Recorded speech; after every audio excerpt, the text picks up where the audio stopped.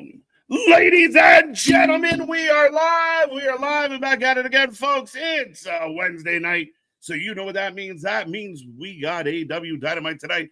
It's beach break. We're going to dive into the waters. We got lots to talk about, lots to get into. Cage matches, eliminators, and so much more. Let's hope TK and company have a lot of fun for us tonight. But get in that chat. Don't be quiet. Don't be shy. Click all the buttons. Be a part of the show. Be a part of the fun. And strap in, strap on, grab your snacks, grab your feel good. Let's go.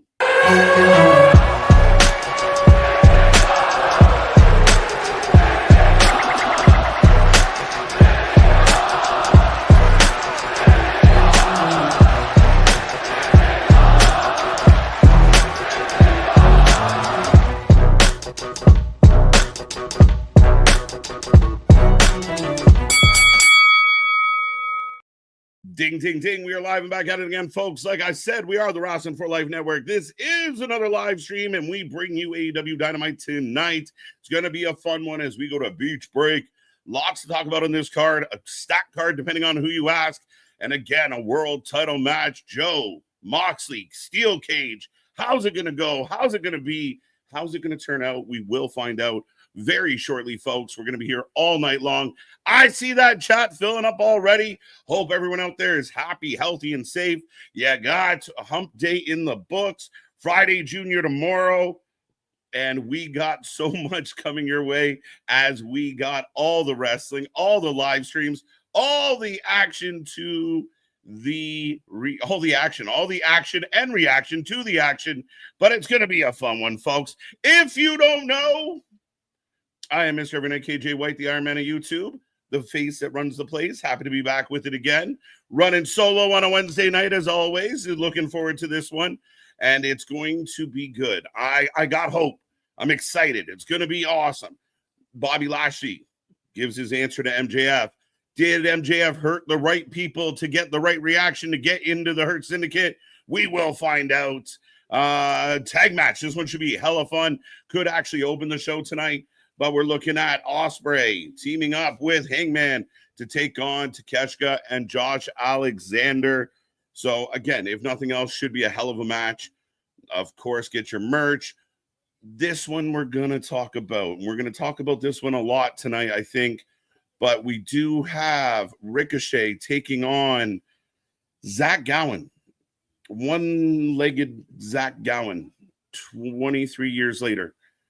I don't get it. I don't understand it. I'm not sure why this is happening, but I'll save some thoughts for a little bit as we go here. Of course, Tony Storm teaming up with, Tony Storm in another Fatal 4-Way Eliminator match. This one was debated a lot online over the last few days, but yes, we will be doing Tony Storm, Mina, the returning Sky Blue, and of course, AZM. For some people out there, this was amazing. They can't wait for this booking. This is awesome.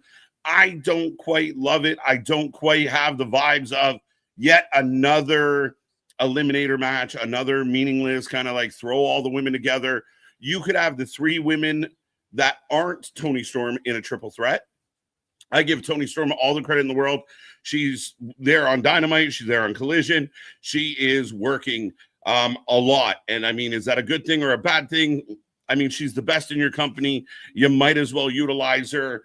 I have an issue. Again, I know a lot of people, oh my God, AZM's here. I mean, you got so many women sitting on the shelf. You got so many benched, if you will, just sitting around doing nothing. Yet last week we saw Yamashita come in. This week we get AZM. Sky Blue just got back from injury. You could kind of build her up. Just throw her in an eliminator. Mina's been on Ring of Honor since she came back. I don't know why. So a lot of intrigue, if nothing else, for this one. Again, I've been a little critical of the booking. And I see that chat filling up. We will talk all about it. I will say hello to all the people. And as I mentioned, John Moxley, Samoa Joe in a steel cage. What does this look like? How does this go? Does Moxley continue? We all think Moxley's going to continue. I can't imagine that Moxley's going to drop the belt tonight. Moxley probably won't drop the belt to All In. So if Tony wants to shock the world, let's go. But if not, we'll find out. But ultimately, again, that's the gist of what has been announced for tonight. I know there's some other matches and some other segments that are going to pop up.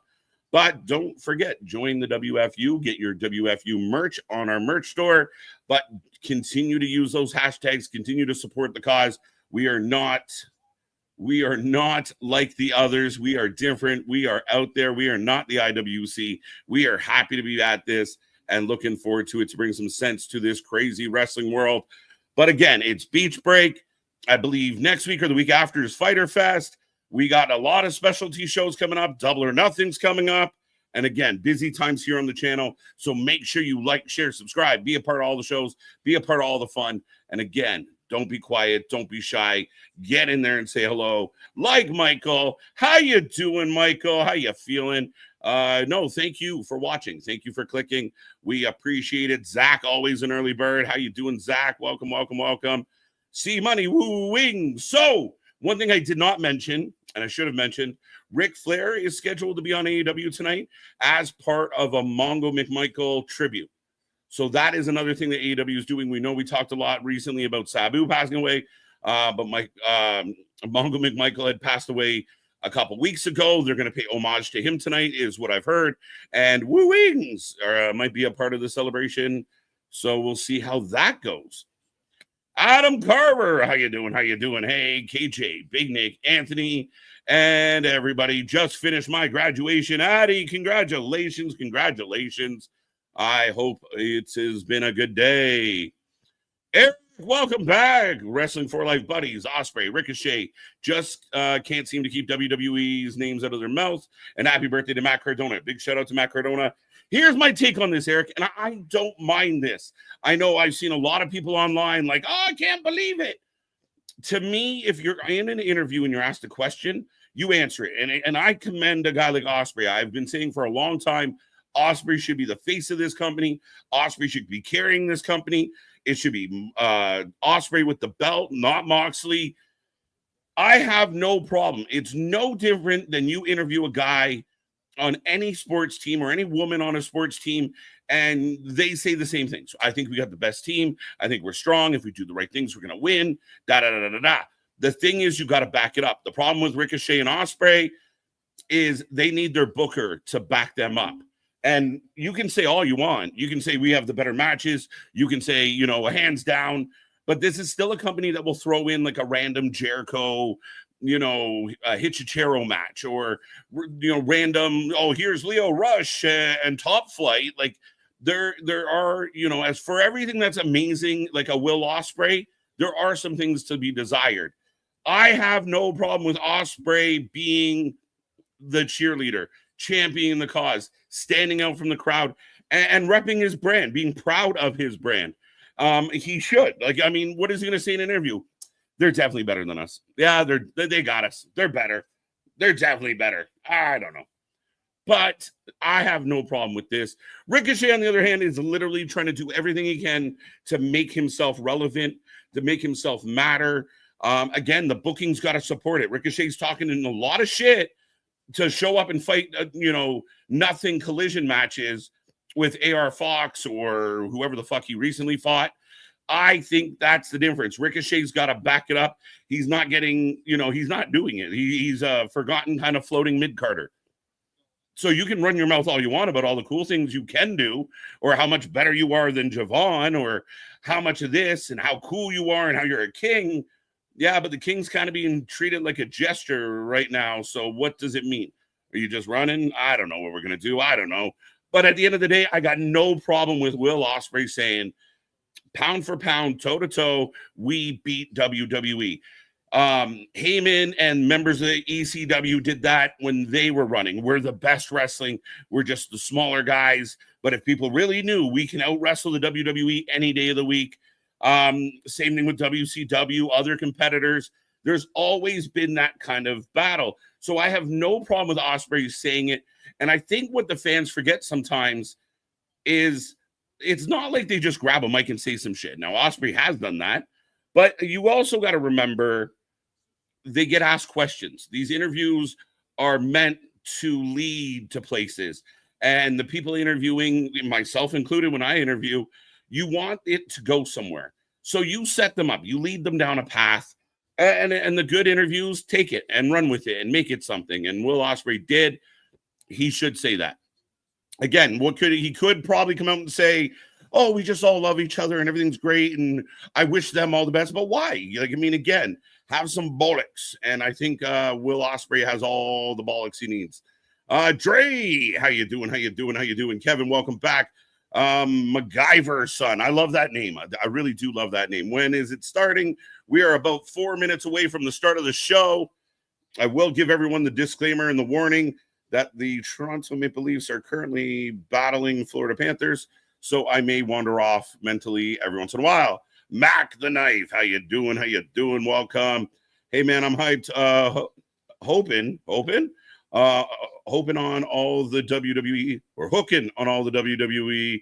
All right, let's go. Andy, how are you? Good evening, everybody. Does Mox finally lose the title? That we never see. I don't think so. I think they've had a plan for a long time. The plan has always been Moxie drops the belt to someone like Ospreay. I think coming out of Double or Nothing, they really got to make Ospreay the guy. No more Callis, no more Fletcher, no more, Lance Archers. You need Ospreay chasing Moxley on his heels, period.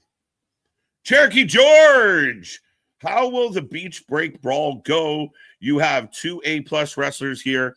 How can there not be interference? We anticipate a lot of interference. I mean, we anticipate it's going to happen. We anticipate, especially when you have factions and friends, that something is going to go down somewhere. Cherokee, still, this may be one of the best AEWs this year. Let's hope. Cherokee, I'm with you. Let's hope. Loving all the Sabu tribute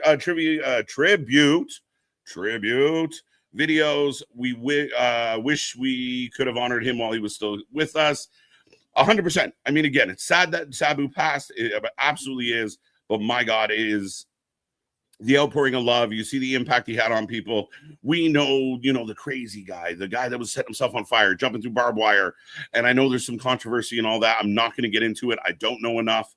But that all being said, you see how many people he touched along the way, how many lives he impacted, how many people looked at him as a mentor, a friend, somebody they could, look up to. So, yeah, I mean, it's amazing to see. Boston, how you doing? By the way, what's up, Matt? Got you. Boston, what's up? Time for beach break in a place without a beach. Yeah, I mean, I always wondered about that. I got about a minute, so I'm going to rapid fire through some of these. There was one I definitely wanted to click on, but Andy, good to see you, MacGyver. Addy, got you. I'm glad you graduated. Let's go. What's up, KJ? Yes, use all the hashtags. We're never going to end the tribalism, and we'll talk a little bit more as the day goes on. I had a guy today say, I'm not going to read your comment. I'm just going to tell you to get over it. Again, reading's tough. I get it. Having brains is hard. I get it. Somebody pointing out the obvious. I know sometimes you don't like it, but it's okay. Pretty awful. I'd add. Okay. Good evening, Michael. How you doing? Yeet God, all the AWs. Hey, everybody, today's my 17th birthday. Happy birthday, Roll Tide. I hope it's a good one. Thank you for stopping in during your festivities. Save us some cake, and I hope you are doing well. The backstage brawls are terrible these days. They can be really bad.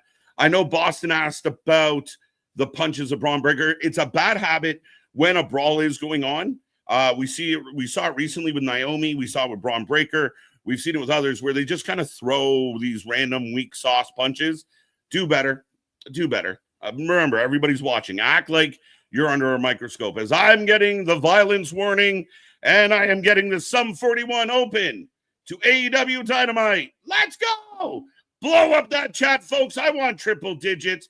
Make sure you like, share, subscribe, as we got so much to talk about and get into tonight. And again, looking for some likes on the stream as well. We will appreciate it. Getting ready for Cedric. Cedric should be debuting tonight. Fletch. A lot of hope there with Cedric. We'll see what happens with that situation. Instead of, MVP's like, all right, we will let somebody in the group, but it's not you. It's this guy. Who takes the W? Sky, Mina, or AZM? Tony. Tony pins Mina. Maybe. That's an interesting one. Ricochet versus Legless Man. Now listen, I'll wait till this match happens before I cut it all up. But this is a mistake that Tony Khan and AEW keep making. But right now, I got Will Ospreay, the man I talked a lot about in the pre-show here tonight, opening this one up. I will put a poll up for everybody. Let me know who you're taking. Let me know how you feel about this one. It's going to be good, but it should be a hell of a match. But do you got Hangman, or do you got Ospreay, or do you got Hangman or Hangman, Ospreay, or Takeshita and Alexander? There we go. I got there. Bum, bum, bum. Takeshita. No, just put Callis.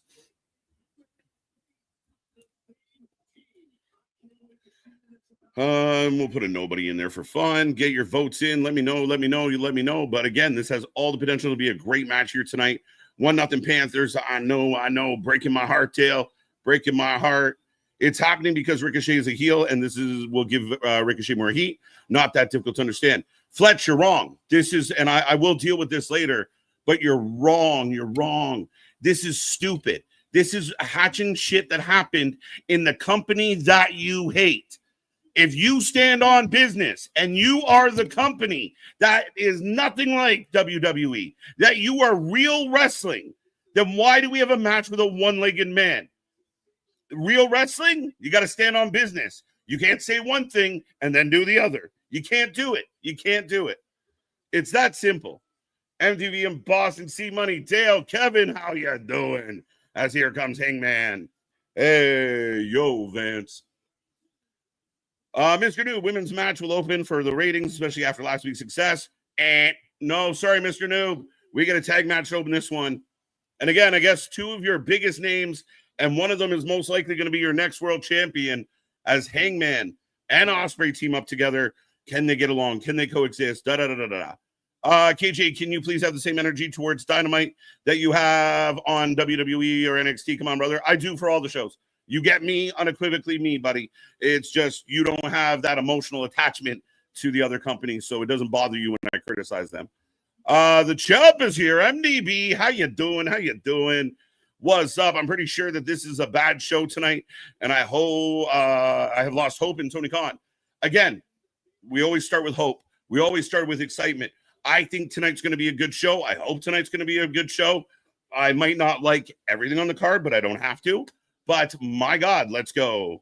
Negativity already. What did you just hear the speech I gave a second ago? Again, not negativity, honesty. And again, you can't handle it. There's other channels that blow Tony Khan all show long. That is perfectly fine, Fletch, but I'm not going to change my opinion. Damn, my tickets got canceled by Ticketmaster. Johnny, that's no fun. As here comes Takeshita and Josh Alexander. I will ask everybody out there, and you can give me your 2 cents. How do you feel about Josh Alexander in the early part of him coming into this company? What's up, Bradley? How you doing? Shaking my head. Yeah, it's no fun. Byron, how's it going? Ken, how's it going? Nexus, I hope Moxley finally loses. I have my doubts. Wrestling Proud, how are you? Welcome.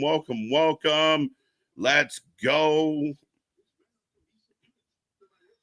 Rest in peace to my uncle, former teammate, my uncle McMichael, MDB. Again, rest in peace. Rest in power, as people like to say nowadays. But yeah, I hope, T's and P's out to everyone. But right now, Ospreay and Hangman are in the ring. Not really sure who's going to start this one off. They can't quite agree, as Josh and Takeshita are a little more in tune right now. Let's go. I love you. Tell me, when did Ospreay told lies? Even the WWE owners told us months ago WWE ain't about wrestling anymore. No. One of their commentators made a comment about that. And again, I just finished praising Ospreay. I have no issue with what Ospreay said. So Fletcher, maybe turn the volume up a little. I don't know if you're hearing me properly, but let's be real. I have no problem with what Ospreay said. The difference is it all depends on your flavor. And like I said, Dynamite likes to put on all-star games, which are fun, but they're not the whole league. They're not the season. And people are tuning in for the season. And as it stands right now, one's packing big buildings, one's packing small buildings. I want them both to do well, but I got no issue with Ospreay waving his flag and being proud of where he works at all. People take things too literal, too serious, too, oh my God, I can't believe he said that. I mean, that's what he's supposed to do. But Daniel Berry, Sports Highlights. How you doing? A lot of my ass stuff. Only tribalists would spin shit like that into a negative. Who cares? What Ospreay and Ricochet say, WWE will live. It'll be okay, I promise. Yeah, exactly. And again, Ospreay's not going to come out in an interview and go, "Yeah, we have the second company in the business. Yeah, we can't fill buildings. We only get like somewhere between 2,000 and 3,000 tickets sold per show. Our viewership's down. Our fans make up HBO Max numbers that don't exist." He's not going to say any of that, and nor should he. He should be AEW proud. AEW proud all day long. It's like if I sat down for an interview tonight and someone asked me about our channel compared to the rest of them, I'm sorry. This is the place to be. This is the channel to watch. No disrespect to anybody, but I'm going to wave our flag, as I should. My Commanders have to play in Spain. Oh, ole. We're off and running, though. Let's see what the chat said, and I'll keep saying hello to everybody. 46% taken Hangman Ospreay, 45 taken Callis Fam, and 10% going nobody. So this is all but a tie. All right. Steelers are playing in Dublin if they make it. Dale OG, how you doing, buddy? They're better than us. So you're officially siding with WWE. Thanks, brother. Did you not, honestly, you're going to get not clicked on. Ricochet is a forgotten mid-card, by the way. He's doing nothing. He's fighting a guy with one fucking leg. He's not in a title match. He's not fighting for championships. He's not in the main event picture. He is just a guy. He fought. What was his match on Collision last week? Nobody. Sorry. Ricochet got cooked by Javon. What's up, Terrell? Let's go. WWE doesn't care about putting on 5-star matches. They're interested in selling tickets, telling stories, and moving merchandise. Big league stuff. Again, it's all in your appetite. It's all in what you perceive. You got to remember, when AEW started, they were selling out arenas, just like the WWE. They were packing people into Chicago. MDB, I know you were in the building for Rampage that night. They filled buildings. And they were talking about competing. The thing is, it's changed. Their viewership, their ticket sales dipped. That's what's changed. Again, nothing else changed. They have gone down. And now it's, again, stand on your morals, stand on your high ground. But at the end of the day, let's be real. The numbers are the numbers. Jerome, how you doing? Thanks. I'm here. Paul, good to see you. Glad you're here, sir. See Money got you already. Good evening, Kyle. Anyone else that the WWE is a fleet of junkies hooked on viral moments and BS stunts? MacGyver, I don't quite understand it because I think you might have got it backwards. WWE is a fleet of junkies. Yeah, I don't know. I can't agree with that comment because I really don't think that's the case. That's a bathroom break match, period. Let's go. KJ, would you win the match between Ricochet? Who would win? Again, I would give a little bit of edge to Ricochet just being a vet, but don't count out the young OG. Don't count out the young OG at all. 2. Hangman almost gets the pin.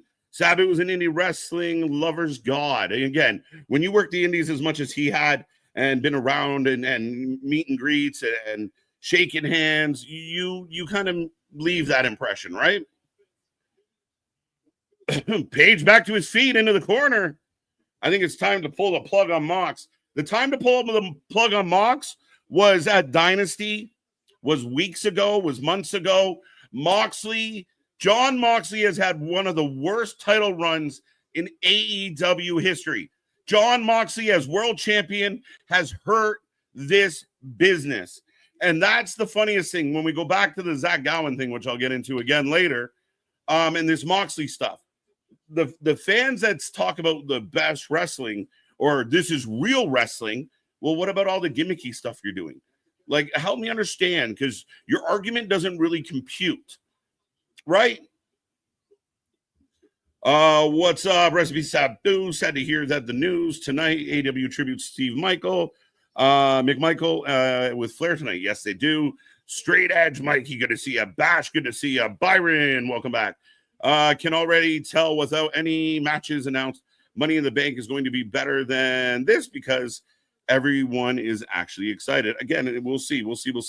And it's all perception. You're allowed to like what you like. You just can't lie about the facts. And that's the problem where people get confused. They try and make their feelings facts. And the facts don't give a fuck about your feelings, nor do I. People think of for themselves. This is America, man. That's it. Just sheep, MacGyver. Just bah, bah. Somebody tweeted something. I got to think the same way. They don't watch. They don't catch things. They don't know. I had a big AEW page today say, well, you clearly don't watch the product. That's the go-to. That's the out. We'll dismiss people who are right. Instead of arguing with them or debating with them, they'll just go, clearly you're not watching. No, that's not true. We are watching, and we're frustrated. It's Wednesday night, and you know what that means. Let's go. Ronan, how you doing? Jake, the OG Chief.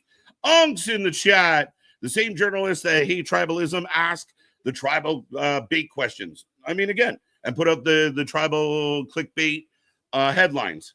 Takashka knocks Hangman to the outside. Osprey's down on the outside. Alexander's back in. Oh, we're going to get the crossbody, and we do. Frankie, really hate when somebody passes and people talk badly of his death. Let him rest. Absolutely. Discord's coming. Let's go. Mina, all right. Can they coexist? Yes, we do. We will find out. So far, Callis family in control.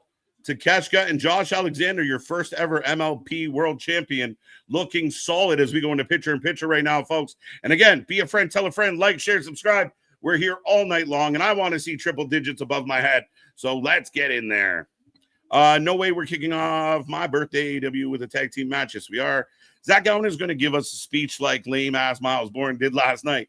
Miles did good. We give Miles shit all the time. He actually did well. He surprised me a little bit. I see what they're trying to do with him real quick. We'll see what's up. And I know why you're hating. And I saw it going around. I mean, we don't know shit. People just jump. Like, I get it. Some folks out there on the internet have never been around a girl, but you can actually be in the same room at a social function with a female, and that doesn't mean you're shagging. Now, if he is, if he isn't, I mean, none of our business. Who gives a shit? Just wrestle. Osprey, Page for the win. TK, we're going to get away from that. Hangman and Osprey wins. I'm catching up, folks. Jordan, if I missed your... Oh, Juggalo. Whoop. How you doing, buddy? The running man in the house. Anthony. I missed Anthony. If I missed your hello, make sure you say it again so I get into it. What's up? Ringsider Anthony did the honor of joining me last night, much to my pleasure, and killed it on NXT with us. Back at it tomorrow for TNA. Jordan, hello, everybody. God bless. Ronan, we got you. Kevin, got you. Brendan, how you doing? Is it wrong of me to wish I was watching MLW right now? Not at all. MLW trying to make moves. Really are. Heel Anthony, hi from England. Shout out from the other side of the pond, sir. Got a lot of friends and family, and actually driving my mom to the airport so she can fly to Scotland on Saturday. So, hey, shout out to all those over there. This tag match should be good. It should be great. And so far, not bad. Takeshka Osprey, Fletch, you really need to stop. Didn't he say he was leaving? Nah, it's funny. Robert, are you going hot tonight? Very hot. It's fucking warm in here. Let's go. KJ, I'll put your 49ers schedule release video and let's go. So far, Josh Alexander in the group is a bust for me. Just a little bit surprising. Like, again, we want to compare companies. When you bring in like a Penta and he feels like a big deal, right? I want Josh to feel like a big deal, and he just kind of feels like a dude right now. I want him to be, let's go in. AEW is going hot. Going to be hot. Let's hope. Let's hope. I might have misread that.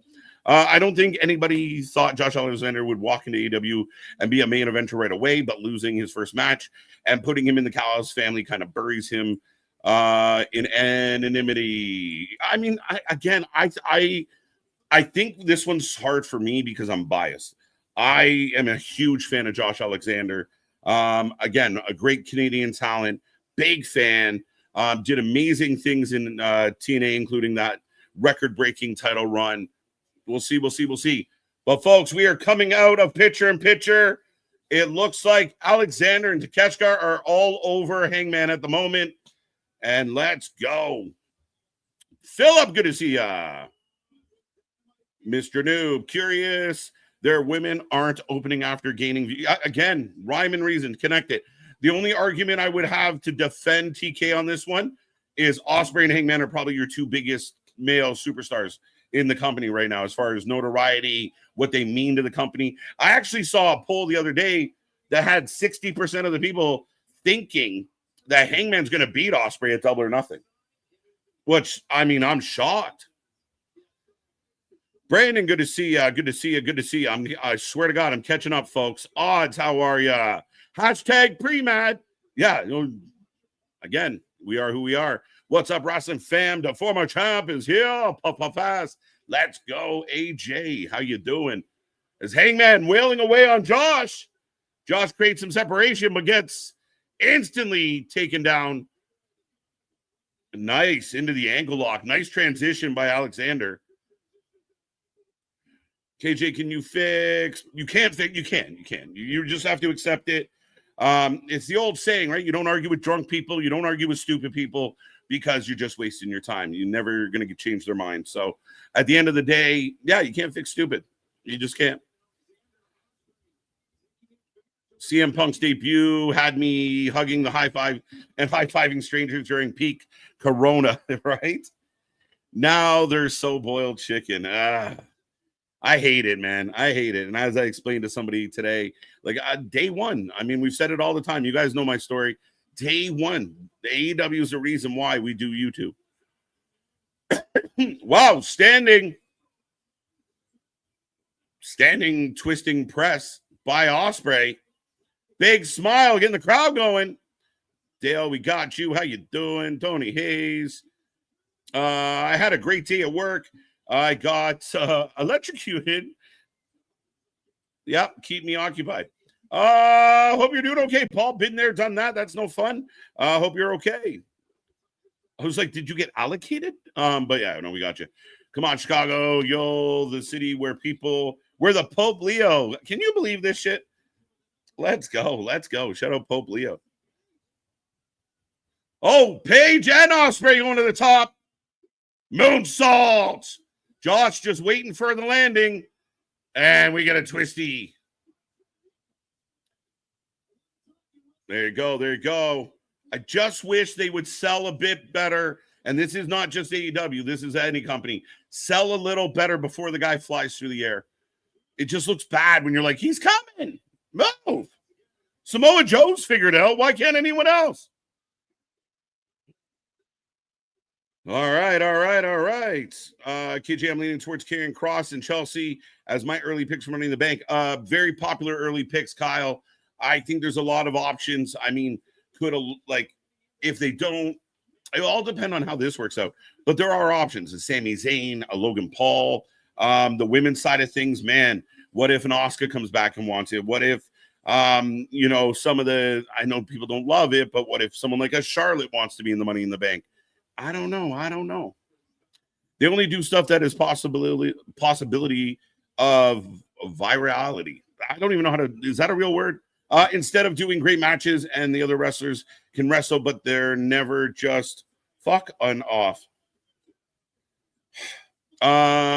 Just straight up matches. I don't know. I like Triple H, but yeah, I don't think that, I don't feel like WWE is putting guys out there to go viral. Like, I know we got a Logan Paul that will do like a fucking selfie elbow, but I think that's a bit of a generalization that doesn't really fit. And I do think that a lot of people are stuck on old WWE. I think over the last while, there has been some really good matches, some really memorable matches. I mean, especially with the women. I mean, we had like a potential women's match of the year at Mania a couple weeks ago. We had another one. So, yeah, I don't agree with that. I mean, I would argue that the company that's dropping people on spikes is the company that's looking for a viral moment, opposed to more hot shot booking than actually booking. High hopes for a living, Wrestling Proud. What can you do? Brandon got you. Hope you're doing well. To be honest, I watch AEW weekly so I can hate on it. More accurately, people try and say I'm a WWE mark, but I'm watching both products. The funny thing about this argument, and I know this, like, pretty confident in this argument, WWE fans don't watch AEW.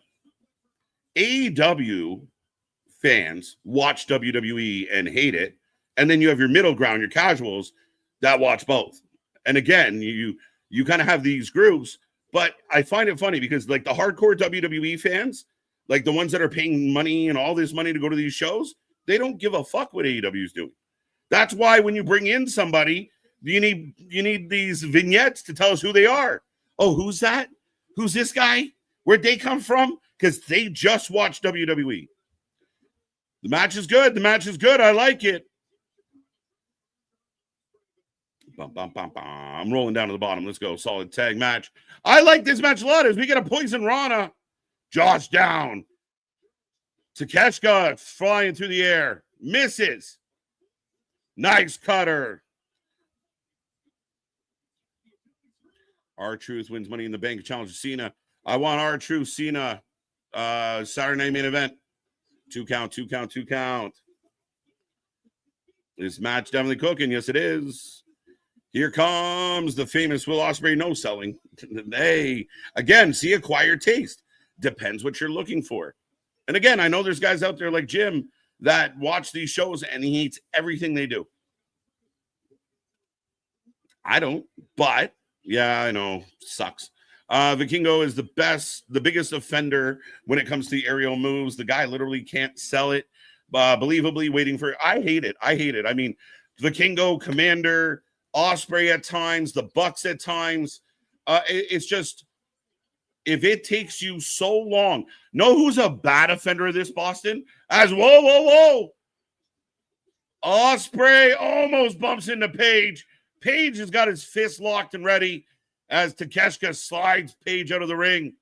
Misses the clothesline, eats a forearm. And Josh back at it. Setting him up. I mean, they got so much talent, especially, like, look at this match alone. 4 really talented wrestlers. Buckshot! Oh, and a hidden blade. There you go. And Josh eats another pin. There you go. And Ospreay looks at Hangman like he wants him for dinner. How you doing? Yeah, literally. Sorry, the worst for this one, Pac. I love Pac, but my God, does he take forever to set up his shit? As right now, Ospreay, Hangman get their hand raised, but they're not done yet. Nose to nose. I can't see Charlotte. No, I agree with you. Oh, Takeshita! Why? Takeshita knocks both men down. No, just let that hang, guys. Literally. TK, Stewie. You were selling us on this big match for Double or Nothing. Don't. Just go to the next segment with them nose to nose. Because we don't care about Callis or his family. But Ospreay's back up. Snapdragon. Yeah, see, this becomes pointless. Oh, and there goes Ospreay hits. Come on. Now they're mad. The ref's getting in the middle. I don't know how good that's going to be. Come back to that one. Good to see you, Alan. AW is just WWE/WWF sloppy seconds. Some people feel that way. And I will dig more into that. Noof 83. Did I say that correctly? NWF. But I'll revisit that when we talk about Ricochet and Zach Gowen. But I think they are guilty of letting other companies build storylines and thinking that's enough. Money, it's crazy. Just don't do it. This match feels and looks feels like look what Ospreay can do. Could be a little bit. We're getting a Moxley package right now, a Death Riders package, if you will. Okay, maybe my argument is that I watch great wrestling on Triller all the time, and I only get the stuff I'm seeing that's better is the viral stuff. Yeah, I mean, again, I watch Triller a lot. I watch a lot of wrestling, as you can tell. I kind of live, eat, and breathe wrestling. I think at this point, I see a lot of good wrestling out there. I really do. I think WWE, and people take things and run with them, but I think their big goal, yeah, we're gonna get a Punk, a Punk Roman match, or a Punk Seth match, or a Punk Drew match. I don't know why I keep using Punk as the example, but you get these two top guys. Are they work rate guys? No, but they're gonna tell such a good story in the ring. Like Drew McIntyre CM Punk last year was so good, and people would argue, well, this cage match was better than that cage match. Again, it's kind of different strokes for different folks on this one. Are you there for the explosions? Are you there for why things are blowing up? Some slow ref counts, absolutely. Here's the tension. Nicholas, AEW is, I got that one. I like it. And again, not all. But here's my challenge to the AEW faithful. Outside of MJF, Hangman Page, kind of, sort of. A Swerve, Tony Storm. We've talked about them. How many homegrown superstars do you have? Will Ospreay, I feel like, was a superstar before he got here. One of the most touted free agents in the entire world. Who are the AEW guys? Because I look around and I see a lot of guys, TNA guys, WWE guys. And again, kind of going back to Ricochet, I just don't get it. What up, Rance? Richard, nice finishing combo. I like it. Poor Willow. Willow should be a merchandising machine. My money was just, money was just saying Pac. That's crazy. Those two might be tied. It's the whole Olympic setup. Hey, Mercedes must have the night off because Sammy Guevara is on Dynamite. Why are we setting up Dustin and Sammy versus Top Flight on Dynamite? I don't give a fuck. All right, folks, here we go. I'm not putting a poll up for this one, but Ricochet's coming to the ring. And again, sucks Josh took the pin. Yep, I would agree. Josh, I'm a little surprised. We'll see what he does. Squashed Alexander. Pac is injured. Yes, he broke his ankle, I thought. Broke his leg-ish. Good tag match to open the show. Very good energy to open the show. Ricochet coming out with a leg. And again, somebody in the chat earlier said, what don't you get? Ricochet's just trying to get heat. Ricochet is using a 23-year-old WWE gimmick to try and get heat. That's the issue. That's the problem. This isn't something they are doing. The only reason Zach Gowen is famous is he did something in WWE once upon a time. Nobody cares. The key demo, the bulk of it, the younger bulk of it, don't even know who Zach Gowen is. This isn't selling more tickets. This isn't making, for fuck's sake. What is happening, boys? Fucking hell. But yes, yeah, we got Zach Gowen coming out on crutches. He didn't have a backup leg. Again, Ricochet wants to run his mouth about how great he is, and I'm a big king, and 90% of Ricochet's work is online. I give him credit for being online and working it. But this isn't it. If Ricochet wants to be a heel, cut a good heel promo. Oh, wait, you can't do that. You can only troll 12-year-olds on Twitter. I got you. Okay, let's move on. Then you take, all right, take Ricochet and have him beat up one of your baby faces. Have him be dominant. Have him cheat to win. Have him in angles that matter. This is nonsense.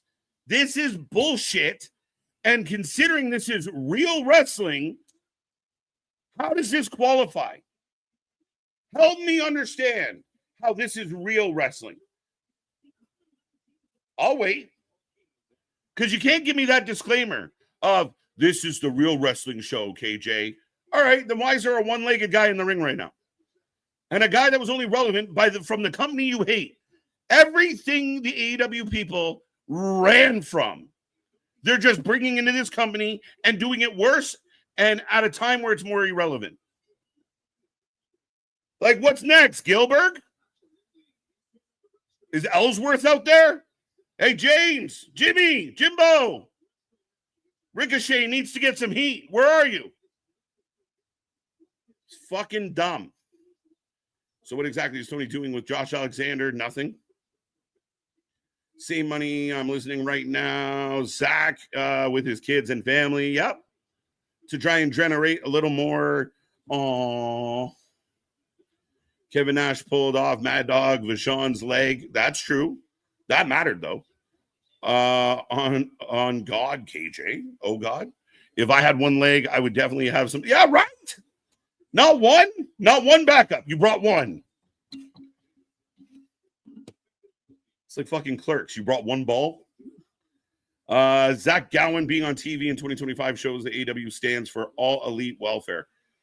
Again, it's just not relevant. It doesn't help your company moving forward. This is the past.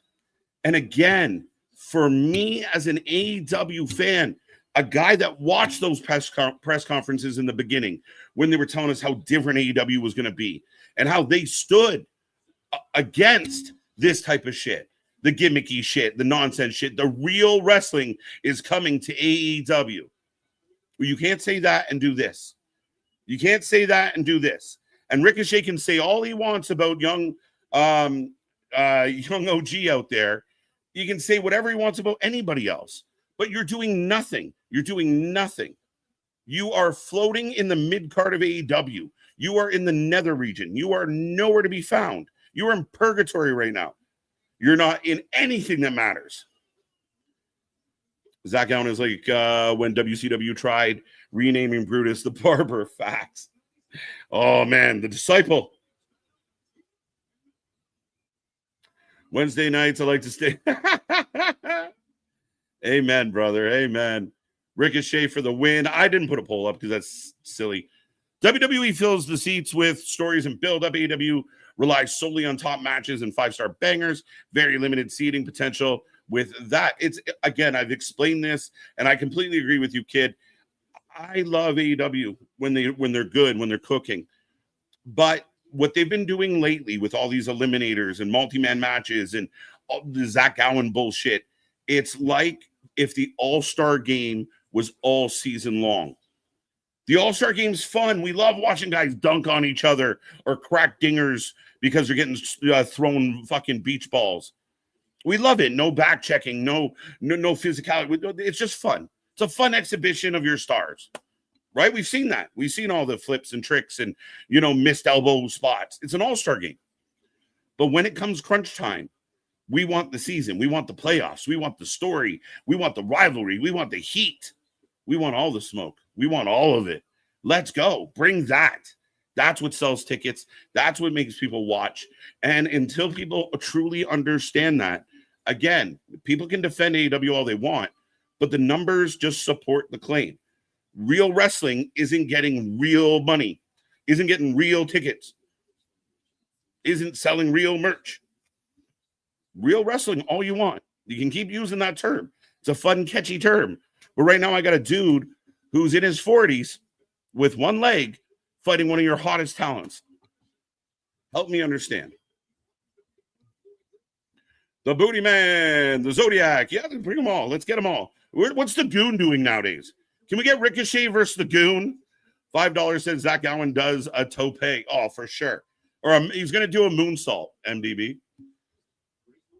Ricochet, brother Fluff Salisbury versus a one-legged man in an ass kicking contest, right? as down goes Ricochet. Meltzer says, I'm in the key demo. We are. Now I get the joke, one-legged man kicking. There you go. As Zach going to the second rope.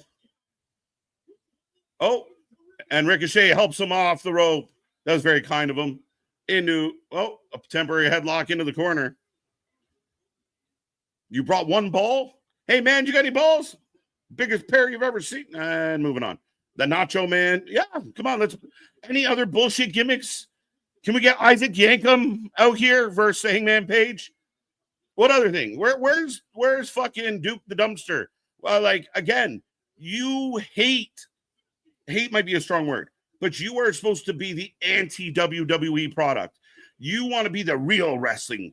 That's what made Eric Bischoff and WCW successful for the run they had.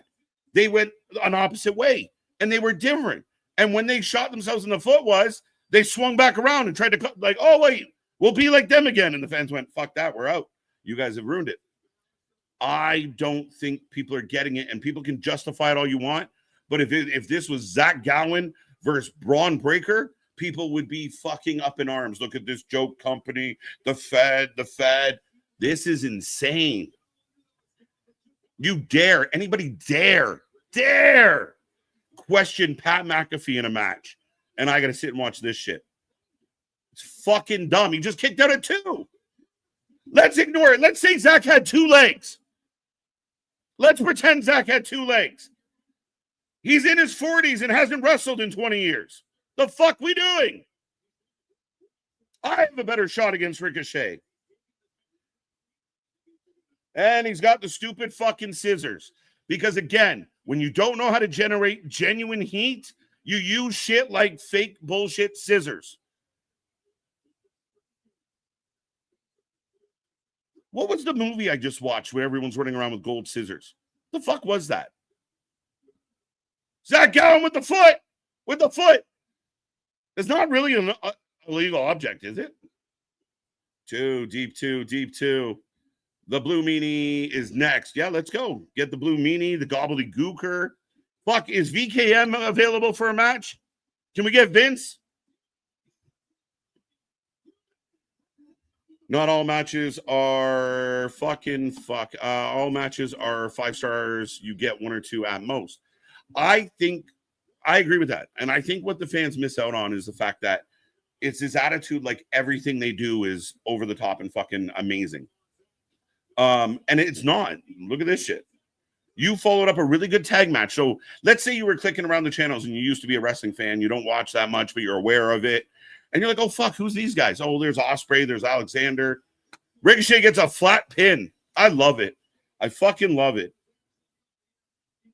The guy couldn't even generate good heat. Listen to the crowd. The guy can't even generate good heat against a one-legged dude.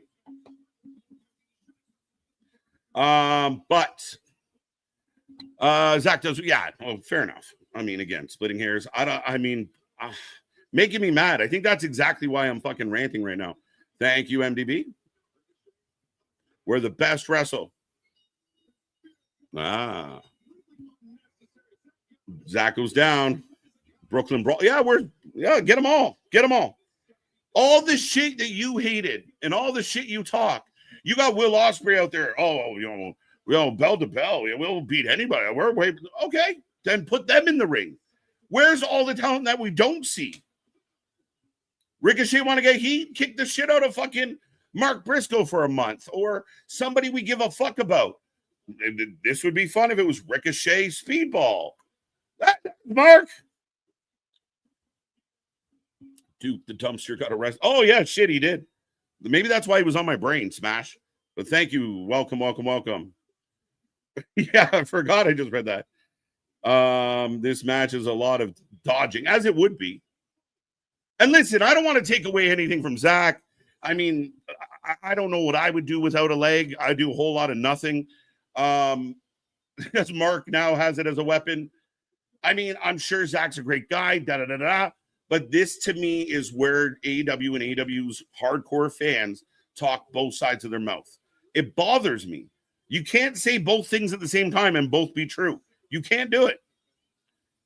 Oh, that Fed, they're just about gimmicks and da-da-da. All right, well, you just brought in a dude with one leg. So now help me. Are you the same as them or are you different than them? Oh, but we did it differently. Yeah, you did it 23 years later when nobody gave a fuck. Here's MJF.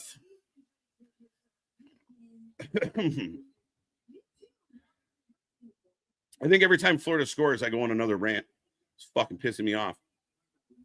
Shazam! It's in line with Ricochet's doing dastardly heel stuff, and Zach is talented. This is fine for TV match. No, it's not. It's not, man. It is not. He is not relevant to the AEW universe. He is not. He is a WWE product, if nothing else. The only reason why we know who Zach Gowen is WWE. When people look up, oh shit, Ricochet's fighting Zach, if you Google Zach, it brings up all the shit with Brock. It's not okay for a TV match. If you want to build real heat, put them in real angles with real baby faces that work in your fucking company, that actually work there. That's the difference. Right? But everybody, we're going to IHOP. Let's go. Oh, well played, MDB. Sorry. In my rage, I missed the joke. More like Josh Alexander. Am I right? Tony, if Khan offered you to be his right-hand man, I don't know what he does with that right hand, help with his booking a lot of money. I would take a paying gig from anybody. Yeah, I mean, again, why not? Why not? Worst thing he could do is ignore me. I mean, shit. I got some ideas. I think I know more wrestling than Will Washington or whatever the fuck his name is, or any of the fucking internet plugs that he pulled into his company. That's our writing team. Get the fuck out of here. AEW in the past 2 months has gotten better. A few hiccups here and there. I mean, I've liked 2025 better than I like 2024. You were not wrong about that at all. 2025 has been a good year for AEW overall. Who needs women or hanging around in bars when you can have you can watch the Bucks have 7 stars? Facts. But here comes MDB. MDB is in the chat. Here comes MVP. My God. And here comes the Hurt Syndicate. Let's go. So, folks, what do you think? Let me see. I'll put a poll up for this one because we didn't put a poll up for the last one. Oh, that's not what I wanted.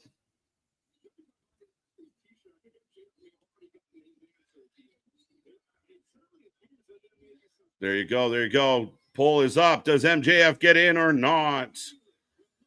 All right, folks. Don't forget, we got the super chat, super stickers, just in case I'm missing all your shit. AEW can do stories and good feuds, but when they don't have a strong story or feud to lean on, they do become reliant on the matchup to make people care more about the story. I agree, Richard, and here's a perfect example. I like the fact that they keep teasing Mercedes and Tony.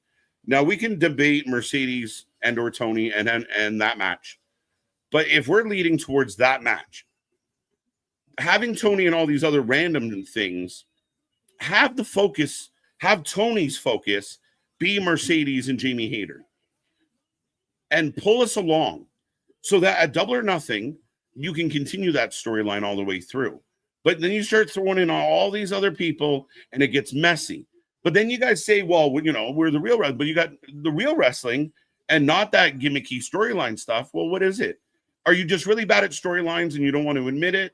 Therefore, you say, oh, we're about the wrestling. But then again, I think you're denying the fact that WWE has some good wrestling. Like people out there acting like you never get a good match in WWE. We get a lot of quality matches, especially lately. I would argue that Triple H has changed a lot of how we look at matches, the time we get for matches, especially on pay-per-views. We get 5 matches on a pay-per-view, and they all get time to cook. Even Pat McAfee got 11 and a half minutes. But I don't want to hear shit. But I think it's like that, you know, when you're not good at something, you're like, yeah, but I do this. I do this. You're like, but that's only half the job. You're like, yeah, but I do it good. Nah. But we are off. Oh, no, wait. I lied. I thought we were getting MJF. Right now, we're getting a tag match. All right, I'll leave that poll up because we know who's winning this one. Here we go. Top Flight. Yeah, no, I disagree. I watched AEW on Max for 2 weeks. That was 2 weeks of my time. I'll never get back, Dennis. And just quickly back on this one, I don't expect all matches to be 5-star. I don't think all roll-ups are bad. I don't think all countouts are bad. I think there's a time and place for everything, and not every match should be 5-star matches.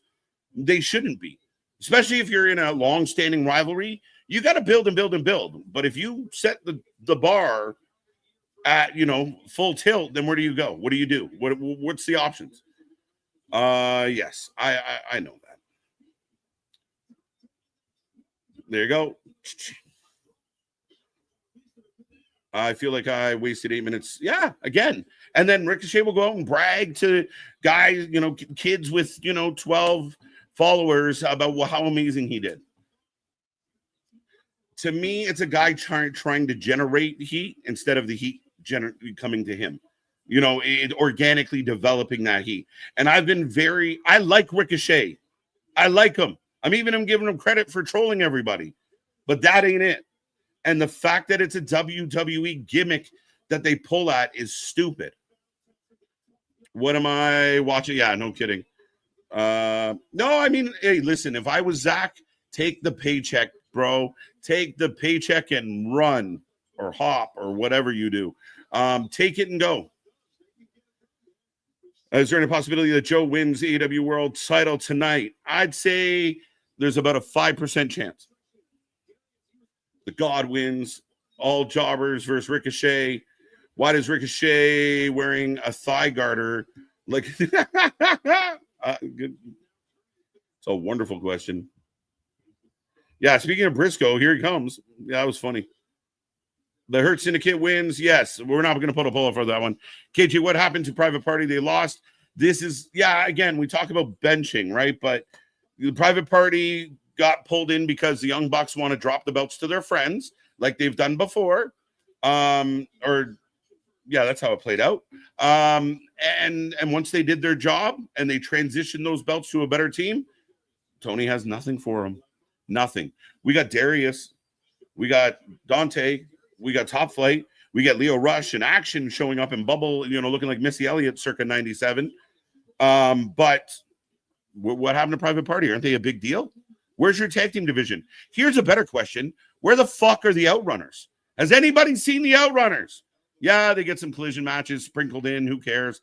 They get a couple fucking Ring of Honor things here and there. Where are the Outrunners? The Outrunners get bigger pops than half the things we've seen tonight. Holy shit. The first hour went fast, though. Wow.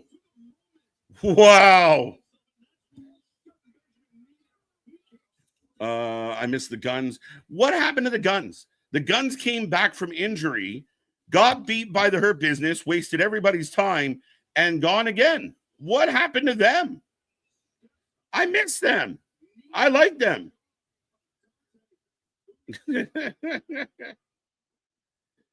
Both these teams are hard workers. If Top Flight wasn't so injury prone, I'd push them to the moon. I want the tag team division, Shazam, and I don't really have any issue against Top Flight, but build that tag team division up every week. Give us two good tag matches, right? Make us get interested. I just named a couple other teams that are MIA. I think you have an opportunity to make your tag team division matter. And Shelton and Bobby lay waste as we expected. Private Party, that's silly. Ricochet should have won less than 2 minutes and then beat. Yeah, exactly. Yeah. Again, it's fucking dumb. And I know when they're sitting around, they're like, oh, this is going to be great. It's going to be hilarious. People are going to be like, no, you don't get it. But here come the Sons of Texas. Where's More Toast? They should have a trios with more toast.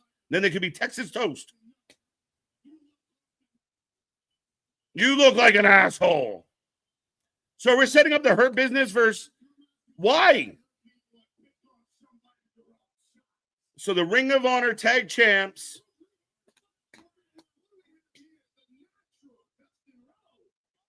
Okay, I didn't see this coming. Anybody know why this is happening to me right now?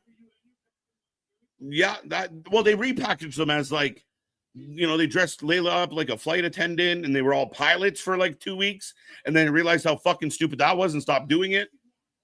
You might be right. Sammy back. Yeah, Mercedes must have tonight off.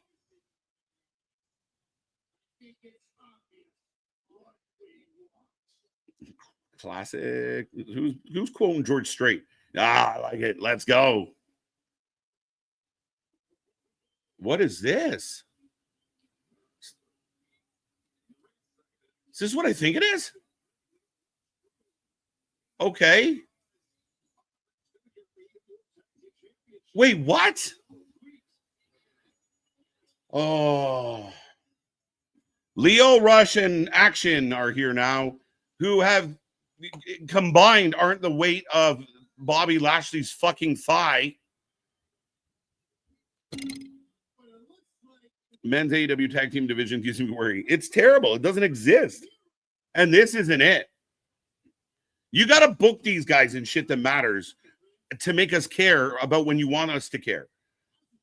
So if you see the Sons of Texas on Dynamite every couple weeks and we see them build, then you see Action and Leo having matches and they kind of build. Great. We're getting there. But it's just people pop up, say, hey, I want a match. And then they get smashed like whack-a-mole and they're fucking gone again. What are we doing? Dusty and Sammy, Texas Roadhouse. What did Brandon say? There you go. I like that one. What the fuck, Dustin? Shake my head. Why? And again, it's your Ring of Honor tag champs. So if you want Dustin and Sammy to be relevant on this card, I mean, again, I know someone's going to say, but KJ, the NXT titles show up on Raw and SmackDown with purpose, with meaning, I think, honestly. And again, it's a little more relevant. Sammy, and I'm sure there's people in the building right now like, Sammy and Dustin are on a tag team? They're champs? Holy shit. 7. One of the shortest lived gimmicks ever. The Crew. Is that what we call them? The Crew? Okay. So no Action in Leo. These men make Sammy Guevara look big and they want to fight the Hurt Business. We have had enough of it too, MVP. MVP's had enough. I've had enough. The fuck are we doing?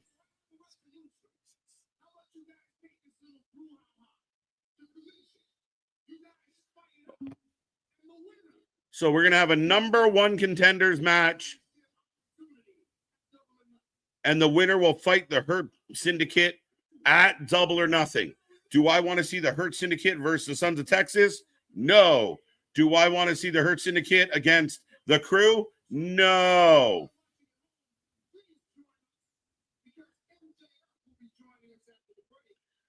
So MJF will be joining after the break. How's the chat feeling about MJF? Split almost 55 to 45. All right, get your votes in. Late 80s, early 90s, the golden era of tag team wrestling. Yeah, I mean, it ebbs and flows, Mac, and I agree, right? I mean, we go back to the heyday of kind of good tag team wrestling. There's a lot of really good tag teams. And let me be clear before anybody tries to call me out. The WWE ain't doing shit with tag teams either. I mean, NXT's tag team division was fun, mostly because of Fraxium. SmackDown's is getting better now, a lot because of Fraxium, DIY, MCMG. Okay, SmackDown might have something going. Raw's garbage. Tag team wrestling isn't what it used to be. 9 times out of 10, tag team matches are just 4 singles guys shoved together for an angle. I grew up loving tag team wrestling. I like tandem offense. I like the psychology. I like the bad guys distracting the ref so they can get their cheap shots in. I like a hot tag. I like good tag team wrestling. None of the companies are doing it great right now.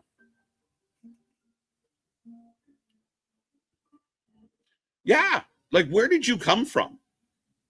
Like, I don't get it. And then somebody will dare criticize, like, oh, can you believe this person was here?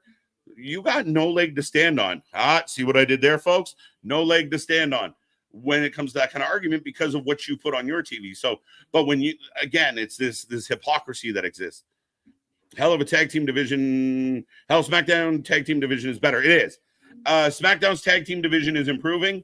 I think we need a little more, though. Like, I think they did really well as far as, you remember when Aldous kind of did the chart of how many, but we thought it was leading to like a 6-pack challenge or something at Mania, and then it didn't manifest.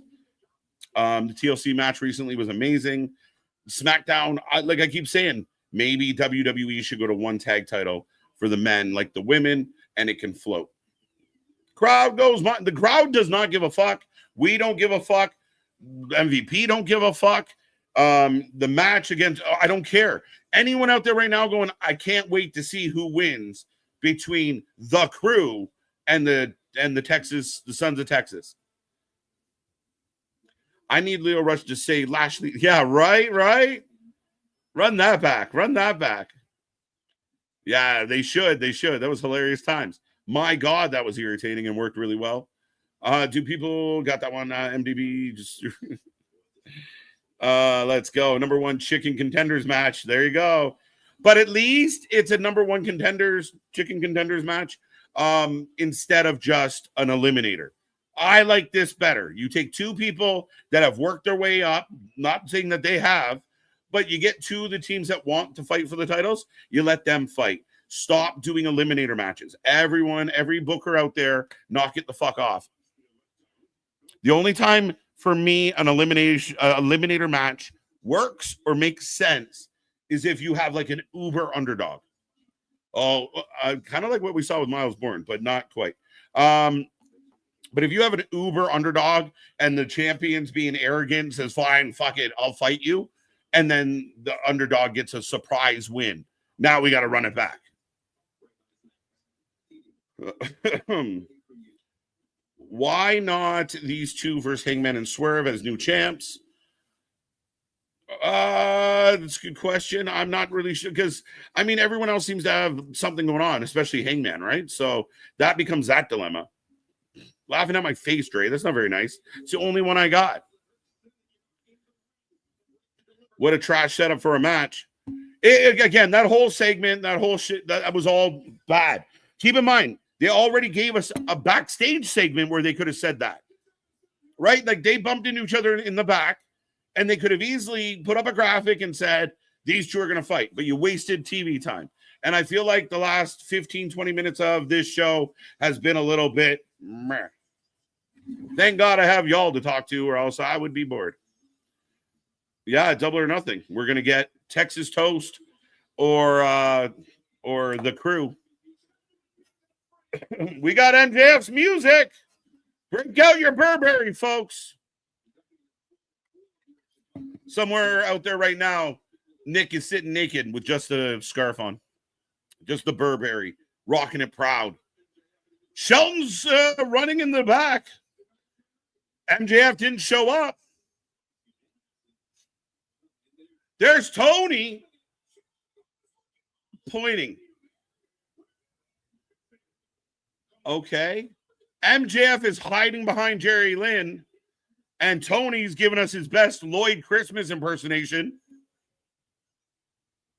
Kick his ass, Seabass! Fucking hell. Oh, he's such a fucking nerd. Damn, Hank and Tank catching strays. Hank and Tank's doing well, though. I like Hank and Tank. So, not totally catching strays. They got a little bit of a ricochet, maybe. I need to get an AEW tag belt. Those are beautiful. So, MJF was supposed to come out. This is so confusing. Somebody help me understand what I'm watching right now.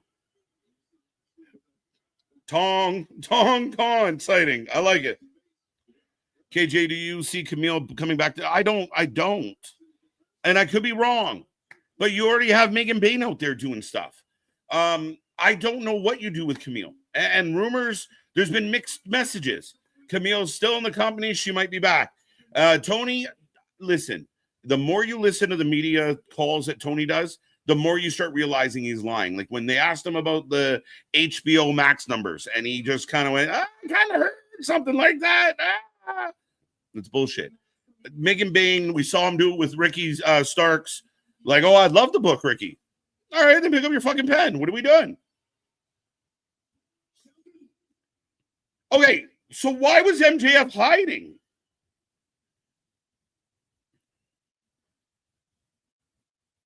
Shelton goes thumbs up. This is so weird. So why was MJF hiding from Shelton if Shelton likes him? Bobby puts his arm around MJF, claps him on the belly. We're gonna get Alexander, folks. Evolve greater than AEW. A lot of people saying that. Oh, look at Shelton. Look at Shelton. Look at Shelton. Uh-oh, turn around.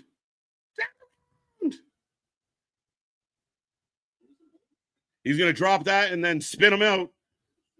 I'll tell you what I'm really kind of confused with this scenario in a second.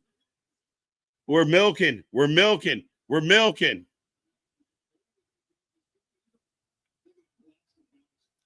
Taz calling it. They're going to blast him. Thumbs up! Thumbs up! Oh, and Shelton just...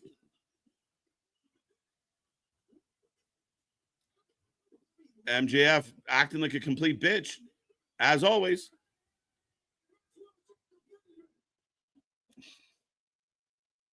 So MJF has joined the Hurt Syndicate. They set it up. It looked like Shelton was going to kick him, but Bobby gives him the thumbs up, and MJF out here getting the We Hurt People chant started.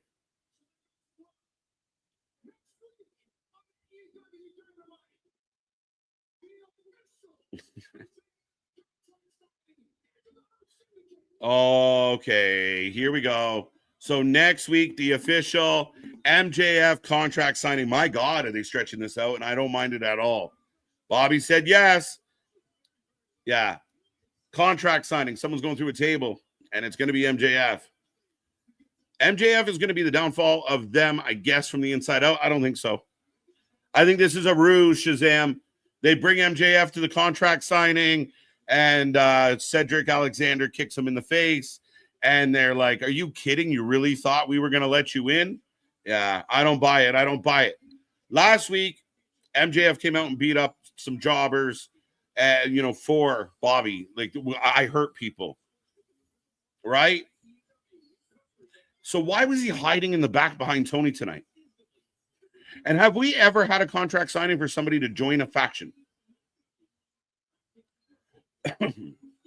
WWE books tag teams like Tony books AEW. Just matches with no stories or character. Yeah. Mr. Noob? Yes. Just throw him in there. Fuck it. Yeah. A lot of times they do. Yeah. And MJF going to get murked. Just not this week. Hurt Syndicate is WWE done right. All right. Lavin. Hurt Syndicate has MJF with his Sammy moment. Not the same. Not the big pop. Not a pay-per-view moment. Now we're going to have a contract signing? About fucking time, right? I don't mind stretching it out. So what I'm guessing, and you guys can come back next week and tell me if I'm right or wrong. We will be here live. MJF shows up at the contract signing. He's all excited. It's his big moment. And then he gets fucked. And not in the good way.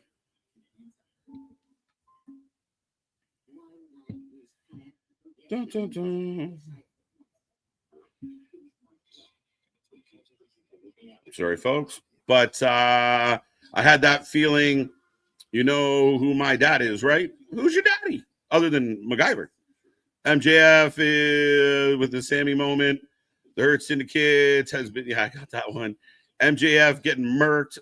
Yeah, I literally thought Shelton. I like that they teased it. I mean, again, I've liked the MJF stuff with the Hurt Syndicate. I think it's fun. It's one of the better things on AEW right now. My only concern for MJF is He was like one of the hottest heels on the planet. In any company, we couldn't wait for the next MJF promo. He was like a pipe bomb guy, like a punk. And he did the kangaroo stuff. He's done a lot of silly stuff opposed to being edgy. But I'm okay with it. I don't mind this. Fake tonke, honky tonk. Wrestling rants. Wow, AEW actually is forwarding a story of some sort. Must be dreaming. I think this is the influence of like an MVP and a Bobby Lashley and a Shelton. They come in and they go, "This is what we're going to do." Who's going to tell them no, right? So I think that's the good news. Boston, I'm fully aware what my Leafs are doing, and I'm not fucking happy about it. I really fucking bummed out that it feels like here we go again. Let's talk about it. All right. We are on commercial break, folks. I will take a second to remind everybody that MJF is in the Hurt Syndicate. If you just tuned in, I will remind everybody, go get your merch. Don't forget, we are back tomorrow for TNA. Don't forget Friday, SmackDown, 3+ hours. Not many 3-hour SmackDowns left, thankfully. But so much coming your way, folks. We got so many major pay-per-views. We're here for all of it. We watch more live wrestling than anybody else out there. We do it at a different level, different look. Go look around. How many people got squares around their shit now that just look something like we do? I don't want to say we were the first, but we definitely weren't the last. But with all that being said, folks, like, share, subscribe. I got 125 with me right now. I appreciate it. Don't be quiet. Don't be shy. Give me your 2 cents. I'm always happy to talk about what you're thinking. I like the fact that they're pushing that story. Back to you. I almost tried to push it on my head. Yeah, it sucks. It sucks. It absolutely sucks. And for all the bragging and happiness I've had, I mean, even if you look on my screen here tonight, I might have put a little, good luck Easter egg in the fucking situation. And right now I'm regretting doing that. I jinxed them with my hope. Here comes the eliminator match, though. Beach break. I will put this up in the polls. So, yeah, now people are saying no. Okay. So, yeah, basically a 50-50 split on whether or not MJF will be in the Hurt Syndicate. Technically, he gets the thumbs up from Bobby, but technically not officially a member of the syndicate yet. All right, we're getting the Fatal 4-Way Eliminator match. We're getting Blue. We are getting Storm. We are getting... Who the fuck are we getting? We're getting a whole bunch of them. Yeah, so we're getting reminding us. We did this last week with different women. Mina. Anybody know why Mina went to Ring of Honor and not just came back and got into something?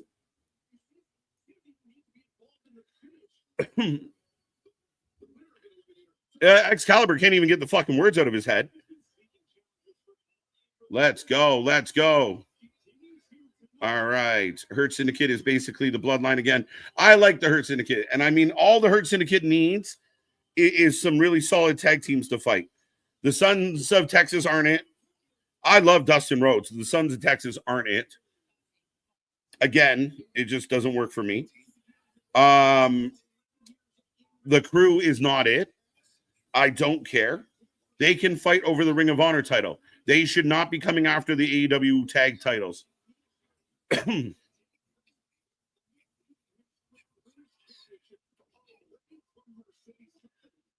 So now they're telling us how AZM beat your golden girl, your golden goose, as Mercedes loses one of her belts, shockingly.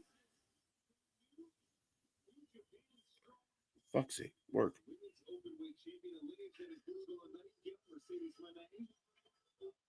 And there's see, if AZM was the big deal, like this was, oh my God, the crowd go wild. They're going mild. Tell me I'm wrong.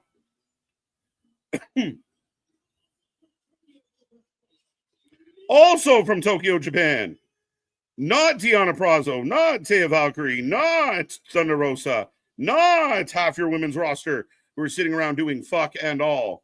But hey, we can fly people in from Japan at random because I'm a billionaire and I can do what the fuck I want. Can you just fucking work?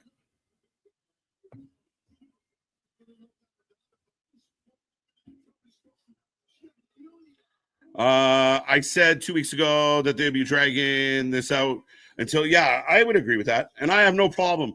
I think AEW needs to do more stuff like this. It's fun to watch, where we're tuning in to find out. Tune in next week as same MJF time, same MJF channel. Let's find out what's happening.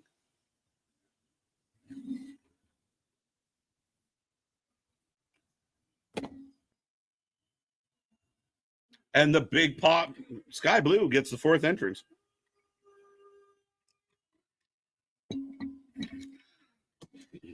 Can I be honest with y'all? Can I be honest with everybody out there? I really want to be honest with you about this. I get it. But Sky Blue would be a low-level NXT talent. However, in this company, people are praising her like she's going to save the women's division. She's going to make the women's division better. I mean, great to look at. I understand her assets and what the simps are all excited about.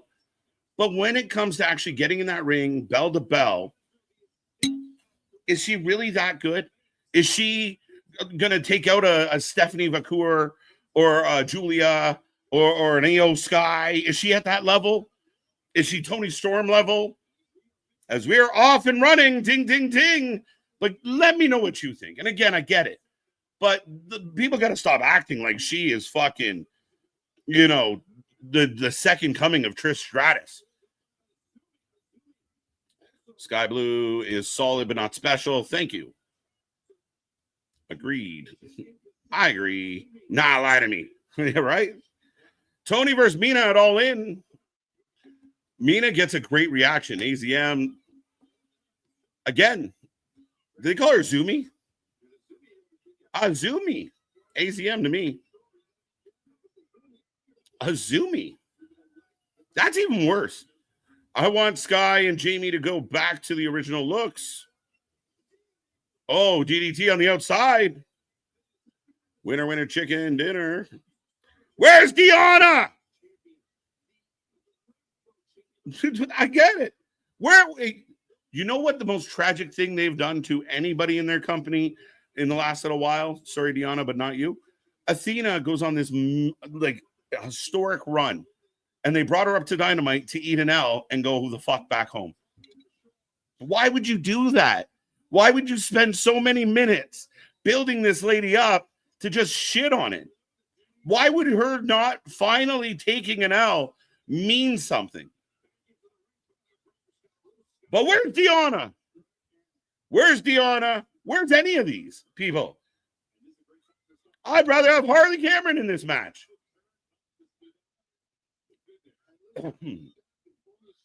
As Blue and Azumi are exchanging blows. Pause. Tony, 69%, 2% going to Blue, 19 going to Mina, and Azumi getting 7.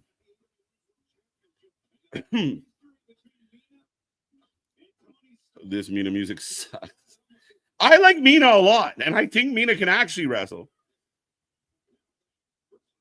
Oh, double Thez press, followed by some shitty punches.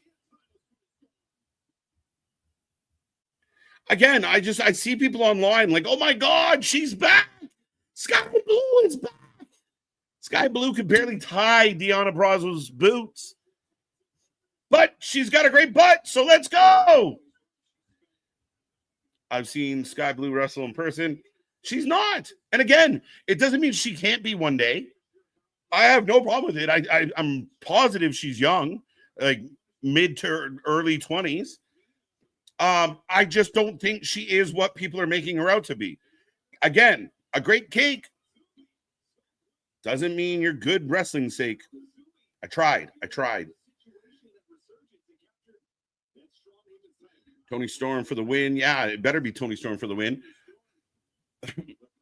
Oh, cause Dora, but as another lady just watches, can I remind everybody it's a fatal 4-way? And again, we are back into wrestling school. Mariah May, she may have asked for a release and therefore is sitting on the bench. But a lot of people thought maybe she'd come back tonight. Thank you, as I've lost my feed. I got mad and turned it off during intermission. They need one, but I mean, it feels Florida 4 goals up, down on Florida seems insurmountable. So I don't want to give up hope, but Jesus Christ. Sky Blue is too thin-skinned for today's wrestling business. Oh, down goes Tony. Who are they highlighting in this match? Mina with a phantom kick. Cross body on Tony. Sky Blue, super kick. All 3 women go down. Sky Blue to the top. KJ, she's a really good wrestler. Did you see her do a crossbody? As everybody down. Hard to get 2 people returning and 1 person debuting all over in the same match. Yeah, C-Money, again, doesn't take, again, average guys like yourself, myself, we get that. We see that, right? You're trying to make a big deal about everybody in the match. Your champ's here. She returned. Who's this lady? Mina's back. What the fuck? I don't know what to do. KJ's not a Sky Blue fan. I'm a Sky Blue fan. I'm not a fan of Sky Blue's fans. Yeah. And Harley Anna J, you're building something with them. Crowd goes nuts when they see them. Use them. Fucking use them. This match feels fast. Fast how? Because we are in picture. All 4 women on the outside of the ring. Get in the ring. Get in the ring. Sky Blue is just a badass. Yeah, there you go. I like that comparable, Paul, where a lot of people looked at Cora and was like, she's great, but she really wasn't. She doesn't wrestle really well. I miss Rio and Shida. Michael, I'll give you 50% of that one. I miss Shida. I think Shida can wrestle. I think she has a good look. I don't know where the fuck she went. I don't even hear about her fighting in Japan. Where is she? Riho? Nah. Riho's like the Leo Rush of women's wrestling. I don't care. Jessica Carr wrestles better than Sky. Oh, there you go. Thank you, Johnny. Hope you're doing well again. I miss Shida. Yeah, I think Shida has a lot of talent. Shida got really screwed going to, was it last year's All In where they screwed Shida just so that Saraya could have a moment? Right. There you go. Sky Blue, rest in peace, Johnny Rodriguez. Oh, okay. T's and P's. The champion shouldn't have to wrestle every damn week.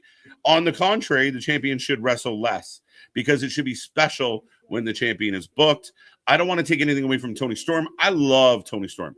I think she's phenomenal. I think she's gorgeous. I think she's great at what she does. I think she's super character-driven in a world that really doesn't accept character-driven things because we lack imagination and we have assholes that want to point out, that's not real. She's not really black and white. I know. Fuck off. But at the end of the day, you're right. I mean, she's here Wednesday. Then she has a match on Collision.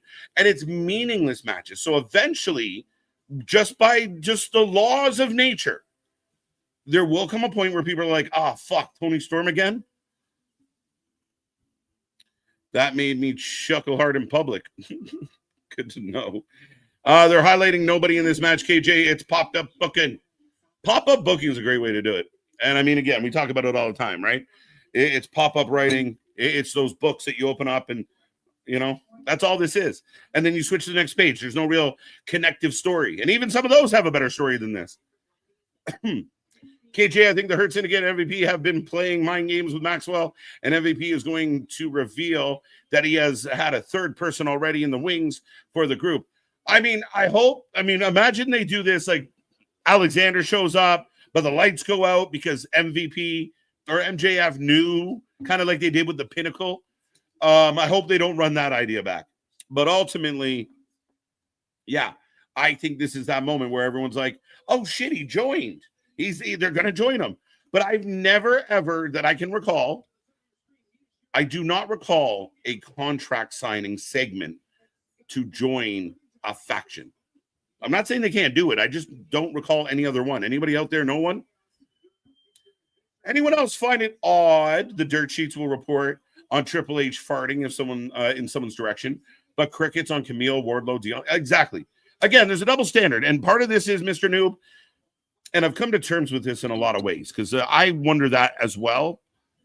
But if you, heavy is the head that wears the crown. So I know people out there, and I like I said, I had a bit of a back and forth with the gentleman today because it's this idea of if we don't like what you're saying, we dismiss what you're saying. So you don't get it, you don't watch, you're not a fan, but that's not true. We got receipts to prove how much we watch. And I think it's just the nature of the fact of how much bigger WWE is and how many more people care. And I think that's the biggest difference is there's more people covering WWE than they are covering AEW. And people can argue with me on that one, but I don't think it's that debatable. And like I said earlier, like the WWE fans, a bulk of them don't watch anything but WWE. So they don't give a fuck what's happening elsewhere. But there is a vast majority, and it almost feels like all of them, but let's ballpark it at 80%, 75% of the AEW fan base hate watches WWE programming all day, every day.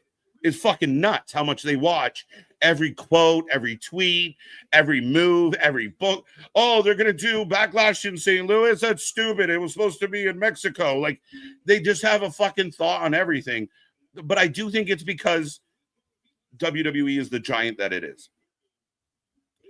This match has already been better than last week's Fatal 4. It's been fun. It's been so fun. I haven't said much about it. Mina gets drop kicked in the chest. Do you think MJF heats up his baby oil like Diddy? Wah, wah. Oh, a sky high from Tony going after Mina as Mina calls her in. Mina is the second best wrestler in this match. Yes, she is. I like Mina a lot. Mina brings an attitude, a charisma. When the crowd was popping for Mina, and I know, she's doing a little shimmy, but the crowd was cheering for Mina. And then the storyline with Mina got broken up because you had to send her back to Japan. And now she comes back, and you're like, okay, she's going to do something cool. No, we're going to put her in Ring of Honor, and we're going to put her in a bullshit Fatal 4-Way. Decent show, not going to lie. Decent. Decent is a good way to put it, Dog Life. I don't hate the show. Oh, slides off the cold blow. Azumi. My new favorite name. Yoshi and Azumi. Should be a couple. Oh, Tony breaks it up. And you know what's fucked up about this? If I was champion and they put me in a Fatal 4-Way eliminator, I'd just sit on the fucking turnbuckle and turn it into a triple threat. Why the fuck am I trying so hard? I'll just beat up the winner. Fucking dumb. Right? She's breaking up pins. No, I don't want to fight you next week. What? Back body drop by Mina. Discus. Tony's hips don't lie. If only you were talking about the Tony on AEW. Wow, people were right.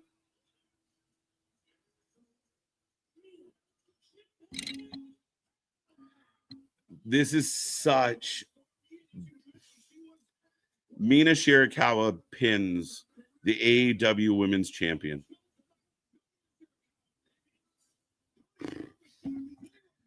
Such fucking Yoshi fucking Mark bullshit booking. You're building Tony versus... And Tony ate the pin, by the way.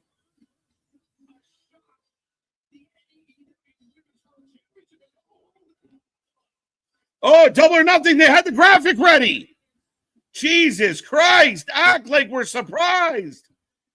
So we're getting Mina versus Tony in a nothing match at Double or Nothing.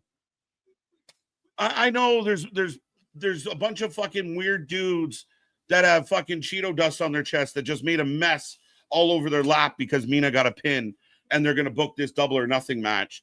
But your world champion getting pinned in this shit makes no sense to me.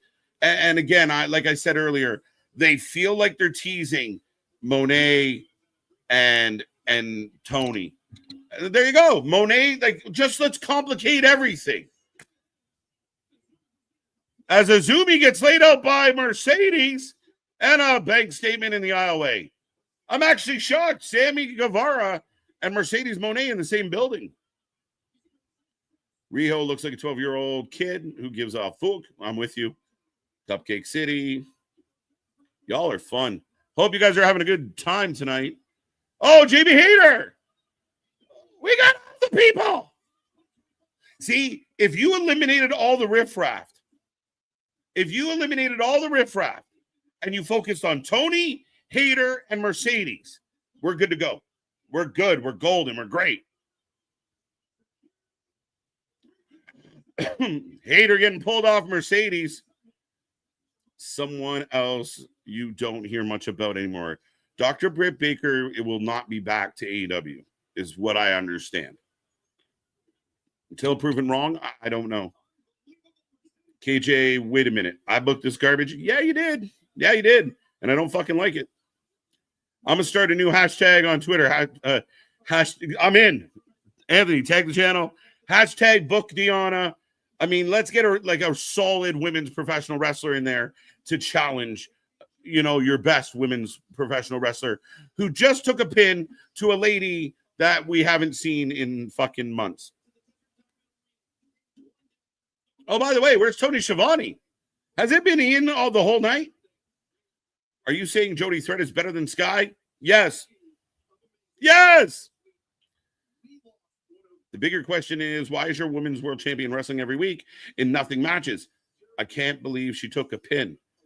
What the fuck are we doing? Sheeta is currently trying to make ends meet doing cosplay gaming appearance. I didn't know that. As right now, we are getting a tribute to Sabu. We can't get Deanna, but Mina can pin Tony? What are we doing? What I heard was that she was released. Yes. So the story I heard about Britt is that they parted ways. I don't know what this means overall. People had talked about maybe Britt comes into dub. It all depends. I mean, that one is a risk reward for me. But if you a better environment, might be a better environment. But DMD has her dental practice. Does that mean that she would have to give that up for the Fed? I don't know. I mean, very interesting. You know what's real? I don't know if I'm allowed to read that out loud, MDB. I mean, it's funny as shit. But am I allowed to read that? Taz with tears in his eyes as we put the fingers up for Sabu. All right, Excalibur, let it go. 1964 to 2025, Terry Bronk and Taz Hartfelt. You know how close they were. We also know how heated they were once upon a time. So, yeah. We go to commercial break, folks. I don't know what's coming up next. We still have a cage match. I've been sweating for an hour. I don't know what's going on. Hope everyone's having fun out there. Don't forget to join the WFU. Use the hashtags. Make sure you call out the channel. Share the word. Take this link. Send it to all your friends.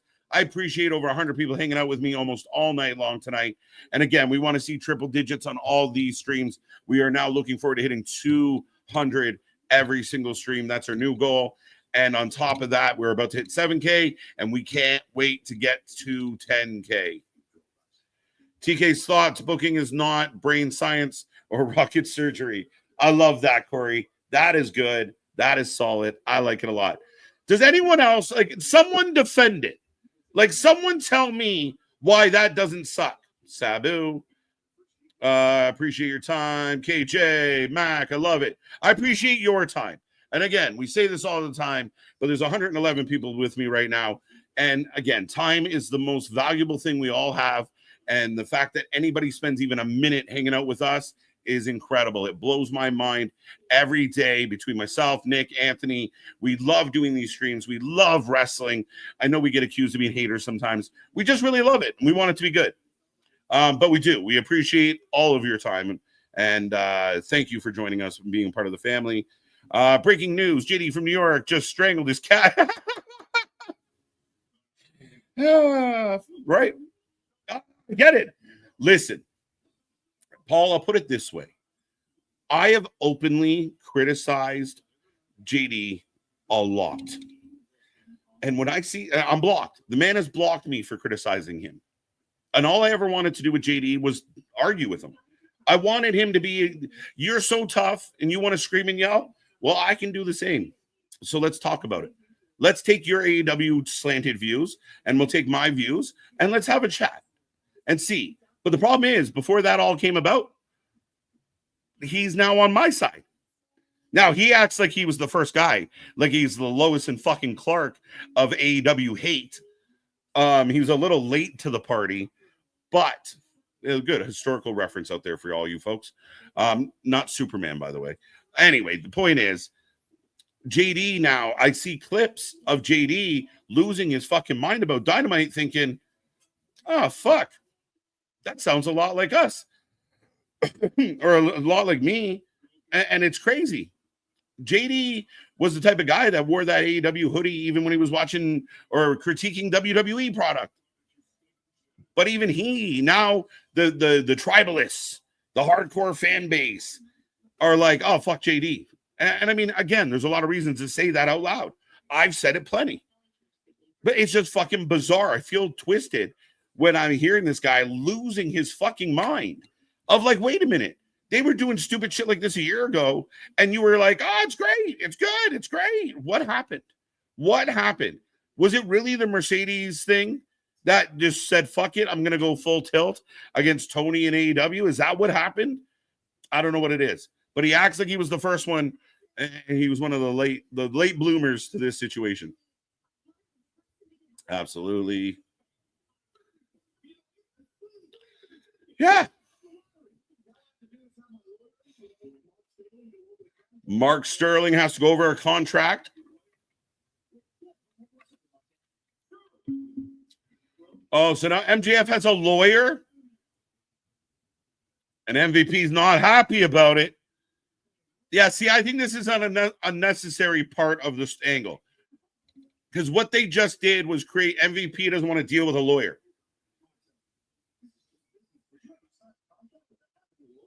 Right? Oh, this is just business. I don't think they needed this. And I'm not saying it changes or ruins anything. I just think they didn't need this. Because now MVP, when they fuck over MJF, they'll go, you know, I wanted to bring you in. I got the guys to do it. And then you want to bring in a lawyer? But it was already kind of set up as, I liked it better as we were always planning to do this to you. We were always going to screw you over. We were always going to make this a ruse. Always. Nigel's in the ring with Tony. Watch Alexander not show up. KJ pulled a Vince McMahon in the 90s on JD. I killed my promotion. I killed my promotion. Again, it's the weirdest thing to build the channel on AEW and then fucking turn on it. But anyway, Superman was made by Jewish Canadians. It's true. Kind of. I didn't know the Jewish part, to be honest, but I knew. Well, here comes Danny Garcia. This show is full of people I don't give a fuck about tonight. I don't care about Azumi. I don't care about Danny. I don't care about the crew. Is it weird that Dynamite's running a fight the commentator angle right now on the heels of what we got with Pat? I'm just asking. Do you guys out there think it's a little strange timing? We literally just got through Backlash with Pat about a week and a half ago. And while that's all playing out, you're going to team Danny with Nigel to take on FTR? We just talked about your shitty tag team division with the crew. I vote Samoa Joe. Interesting. Feels like Tony Khan is rushing, adding matches to the card again. Yeah, I don't know. To Double or Nothing, yes. Double or Nothing, and I've heard a lot of people say this, not just my opinion, but Double or Nothing feels a little bit rushed, a little bit forgotten.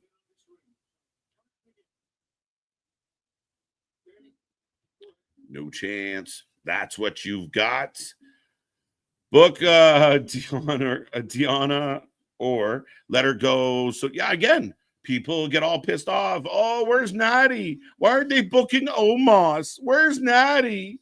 What about Omos? Yet there's fucking 95 people at home doing nothing for AEW.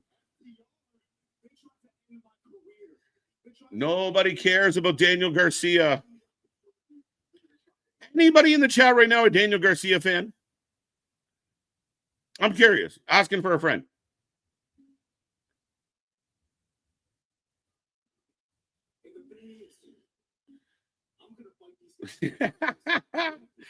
Worse. He's got Mark Sterling. KJ pulled a Vin. Yeah, I got that one. Mark Sterling. Yeah, he's got Mark Sterling.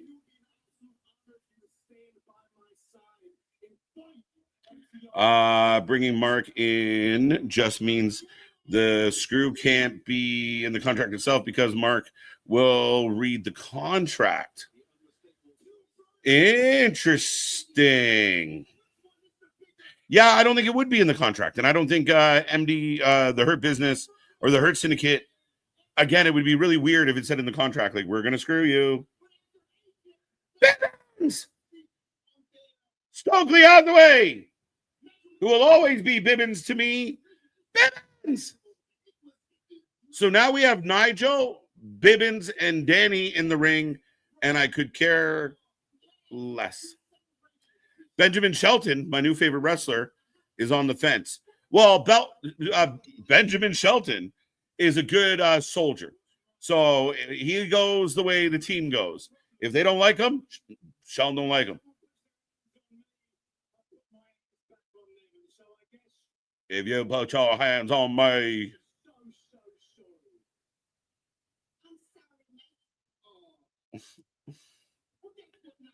Tony's just leaving mid-segment. The interviewer said, fuck it, I'm out. So out of several contract signings, MJF is now has a lawyer. MJF has always kind of had Sterling in his back pocket. I don't know if you guys remember before. Yeah, it just, to me, being picky, and it doesn't change anything about this angle for me. It just is, it's a bit of an unnecessary step. Y'all notice that commentary didn't mention Mariah May at all? No. Mariah May, the story is Mariah May asked for her release, and she is now parked until otherwise noted. It is weird. The Pat stuff was bad too. I like the Pat stuff. I do. And again, I will now have the argument of nobody can say shit about Pat being booked if I got to tolerate fucking Zach Gowen in 2025. But in addition to that, it's just weird timing, right? He doesn't give a shit about me, MDB. Oh, Nigel and Daniel Garcia tag team. Yeah, it looks like so we talk about book your roster, book the guys that aren't getting booked, book the outrunners. How good would a heel FTR versus a babyface outrunners program be? That you had issues with them on Dynamite every week, leading to a payoff at a pay-per-view. Tell me I'm wrong. What would you rather see? Outrunners and FTR, or Nigel and Danny against FTR?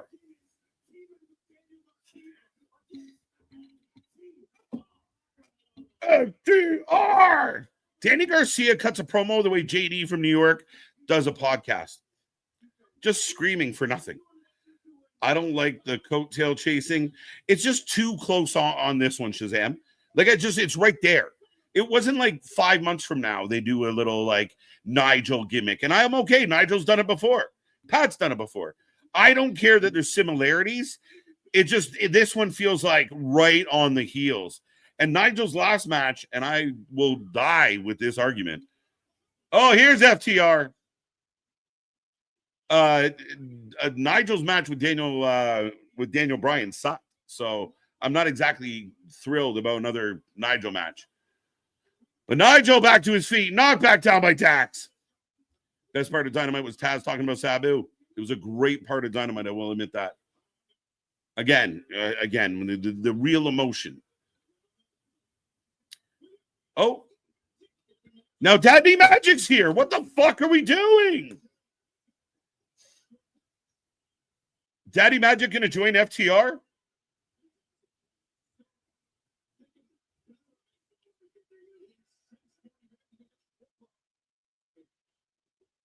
This is such a bad segment, guys. Like, this segment fucking hurt the show. Bradley, we need a big year. How's the Leafs doing? Are they still fucking getting eaten alive?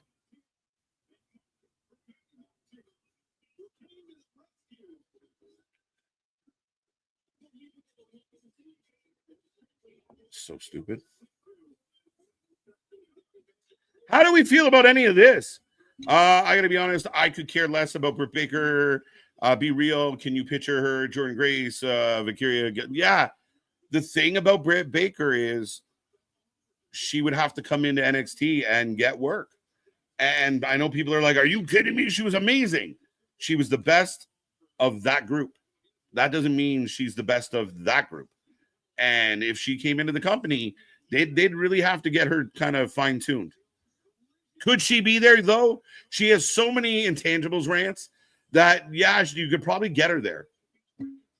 So a tribute to Steve McMichael is on Saturday, not tonight. Okay. This segment is 2 packs of ass.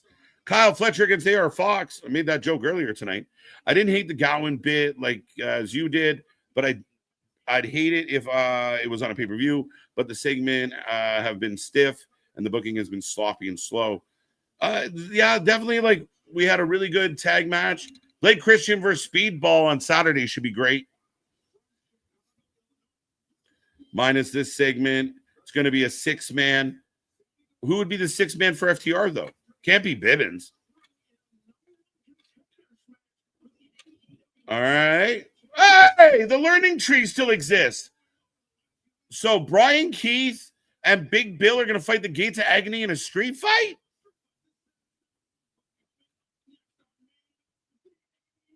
Up next, all we got left, folks. The main event. I will put a poll up. I'm curious. Who wins? Samoa Joe or Jon Moxley? Sorry, Joe. I love Joe, but it would take a fucking miracle for that to happen tonight. But that's all that's left. We have about 17 minutes left to the top of the hour. So we'll see. This one's definitely going to run over the 10 o'clock hour, and we'll see how far it goes.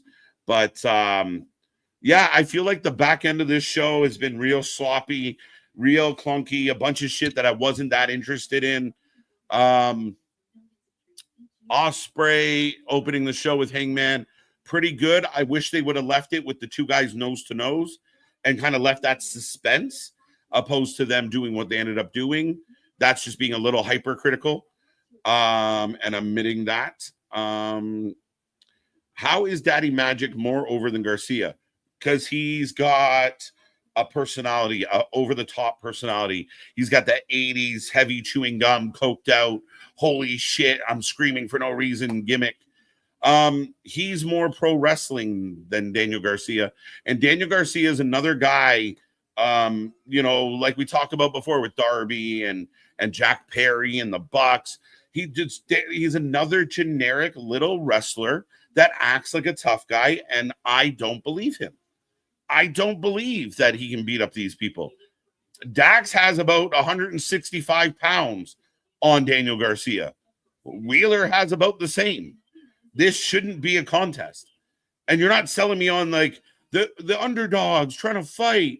No, you're like, look at this badass little guy that fucks everybody up. And I don't buy it. Where are the underdogs? Why is everybody Hook, another guy, complete badass, just throws men around. 110 pounds of Hook, just chucking people. Well, ladies and gentlemen, we are in a commercial break. I will remind everybody again. Oh, by the way, I know it's probably small on the screen. They did announce a Chicago residency, if you will, but through July into August, AEW will be hanging out in Chicago. I kind of like that they're doing this. It helps the crowds. It helps the energy in the buildings. They've done it in a few cities now. They did it in Boston. We've seen them do it in Florida in the past. They're doing it in Texas. So there you go, MDB, if you want to get your live fill. But tomorrow, we're covering Impact. Jeff Hardy taking on Nick Nemeth. We're going to tag match as Nikita Lyons is going to team up with Masha. Nikita Lyons is in that sink or swim boat for me right now. She's either going to get it and go, or she's going to just flop. She's going to turn into a lead balloon and hit the bottom of the ocean. But they will be taking on Tessa Blanchard and Alicia Fox. Victoria, what are we calling her now? So yeah, it should be a hell of a match. And lots of other things going on the card tomorrow.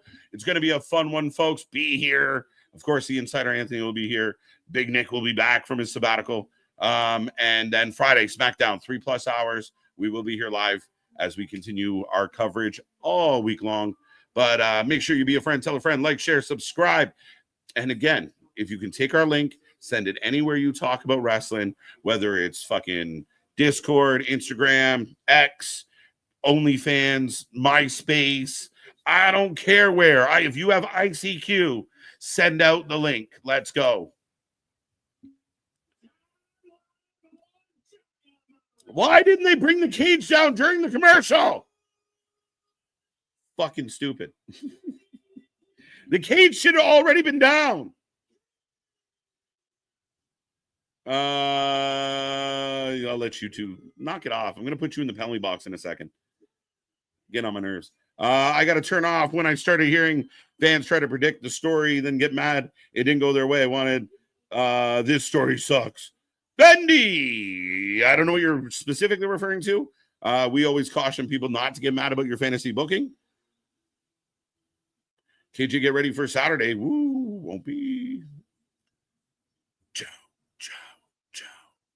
Man, I really wish Joe could get his hands on his WWE music. Because that bang. This isn't bad, though. If there are any mothers in the chat, late Mother's Day, and if you are a father in the chat that play both roles, happy late Mother's Day to you as well. Yeah, big shout out to all the moms. Moms are important. We love our moms. Be kind to your mom and any other mom out there. AEW fans immediately reject Mina Shirakawa. New theme, so Tony Khan changed it back before the match finished. Fucking joke, Sonny. That couldn't have really happened. That couldn't have really happened. We need KJ versus JD. He won't do it. He won't do it. He just blocks people that have a difference of opinion.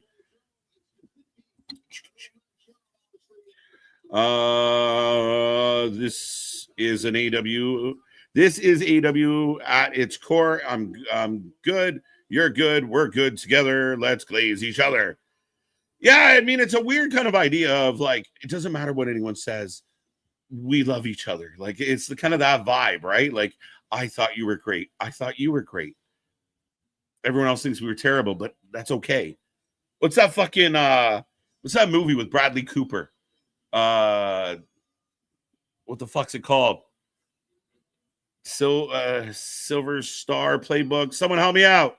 The Playbook one where they think they're amazing at dancing, but they're mental. That's what this is. Like, we did great. You're like, ah! No. Ric Flair to appear on Collision. Yes. They made it feel like he was going to be here tonight, so that's weird. But here comes Jon Moxley, the worst champion in AEW history, come into the ring. Prove me wrong. It's Saturday, KJ, so you got to be here this Saturday. Maybe. We'll see. Blake Christian getting minutes on TV again. Yeah, I mean, again, I like Blake Christian a lot. Him and Speedball should be a hell of a match. I was hoping for more wrestling on the show tonight. Yeah, it hasn't. It's been okay. AR Fox's money, push him already. AR Fox, another guy that has really good matches, but doesn't really matter. Mox wins. What's up, Roddy? I think AEW losing Britt Baker is going to be a big loss. She was the heart and soul of the division. I think the division passed her by, though, Michael. And I think that, you know, again, they put her in, like, we fondly remember, like, street fights. But, again, I think there was times where she looked really bad as a wrestler. I think part of that was if you're part-time, if you're in and out, you get exposed. Ring rust is a real thing. So if she was 100% committed to pro wrestling and consistent, I think she's a star. She had a great look, great vibe, great energy, great chemistry, pretty good promo. I liked her entrance a lot. But, again, I think she got exposed as some better wrestlers came through. And then apparently backstage, she was a little bit, she was quite a bit to handle. Overrun incoming. Yeah, it's 9 minutes to the hour now. So, yeah. John Moxley for the win. Bob Schneider, he owned the KFC franchise. See money. Okay. I'm gonna go under. Ooh, slightly under, Mac. That's a good question. I like that one. It could go low, it could go over. But here we go, folks. Ding, ding, ding. Your main event. Moxley 47%, Joe 28%, nobody 26%.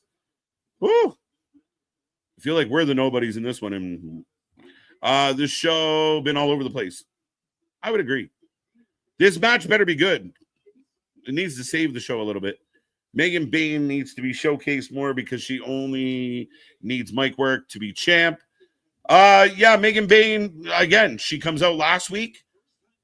So you think if you're being consistent, she'd come back out this week. But she didn't. So, again, we just do things because it's like, fucking put a Band-Aid on it. That'll fix it. The next thing you know, there's Band-Aids everywhere and nothing's really fixed. The front end of this show was off and clunky too. So Anthony not feeling any of this tonight. I thought the opening match went well, though I still don't quite. I feel bad for Josh Alexander a little bit, but he's getting paid big money. Are you not entertained? Not as much as I'd like to be. But Joe smashing Moxley off the cage. Moxley checking for blood. Like, shit, did he accidentally cut me? I'm supposed to cut myself. Brady's evolved talent now. She just needs training, and she needs to consistently work at it, right? Like, if you're going in the ring up against people that are consistently doing it, you're going to fall off. It's like going back.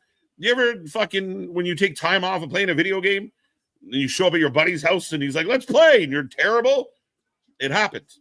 You get finger rust, you can get ring rust. What has caused ring? AEW and Tony Khan's booking. That's what. AEW will pay tribute to ECW like WWE and TNA in the past.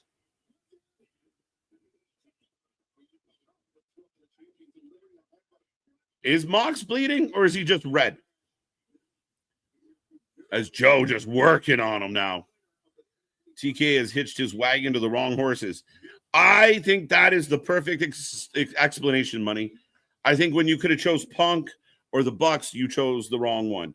When you could have chose like I said, for a long time now, you could have chose somebody like Ospreay to lead your company, you chose Mox. When you could have chose like a Andrade or others plus others over a Guevara, you chose Guevara. Like, I really do think like he strapped in and strapped on with maybe literally with guys like the Bucks, and the Bucks aren't getting you anywhere, and you let better talent leave because you had those guys, the Jerichos of the world. Powerhouse Hobbs should be world champion. Powerhouse Hobbs is back to not being on TV. AEW will have time if they want it. Everybody, no NHL playoffs games on TBS tonight. Don't tell Meltzer.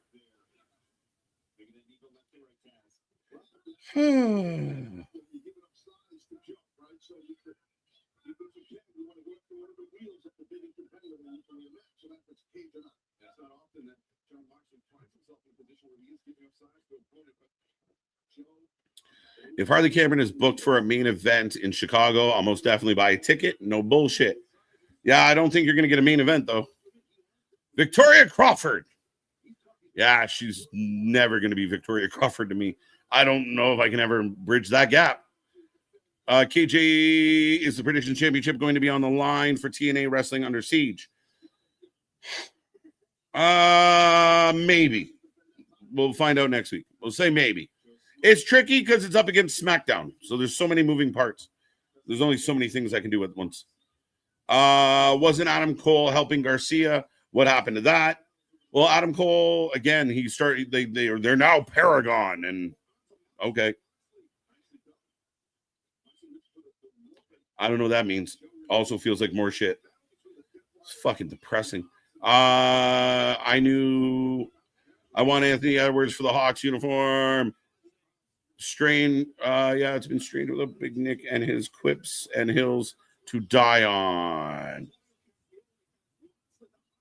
Right on. We always miss Big Nick out there.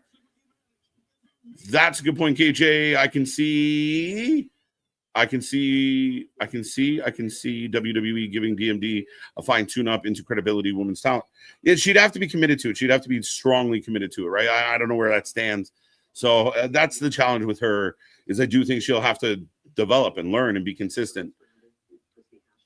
Let's know for the stretch we'll cover regarding modding duties.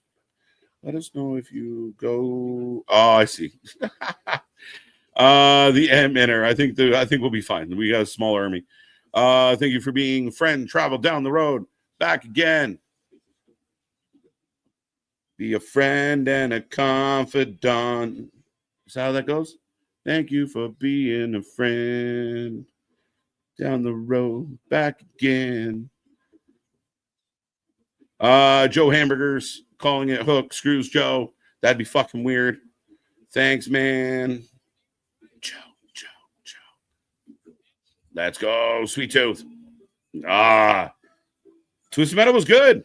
I'm looking forward to seeing season 2 or 3. What one is it? Oh. Yeah, now we're just getting beat up. Limb work in the cage match. Why not? As we are in picture, Joe and Moxley back and forth right now.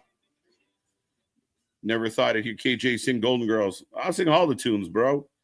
I was the OG jukebox on this channel. Panthers won. I love Marty Bell. Her tag team partner gave me her autograph in the contest. I won. Sweet deal. This match is boring so far. Moxley hasn't had a good title defense, an exciting match.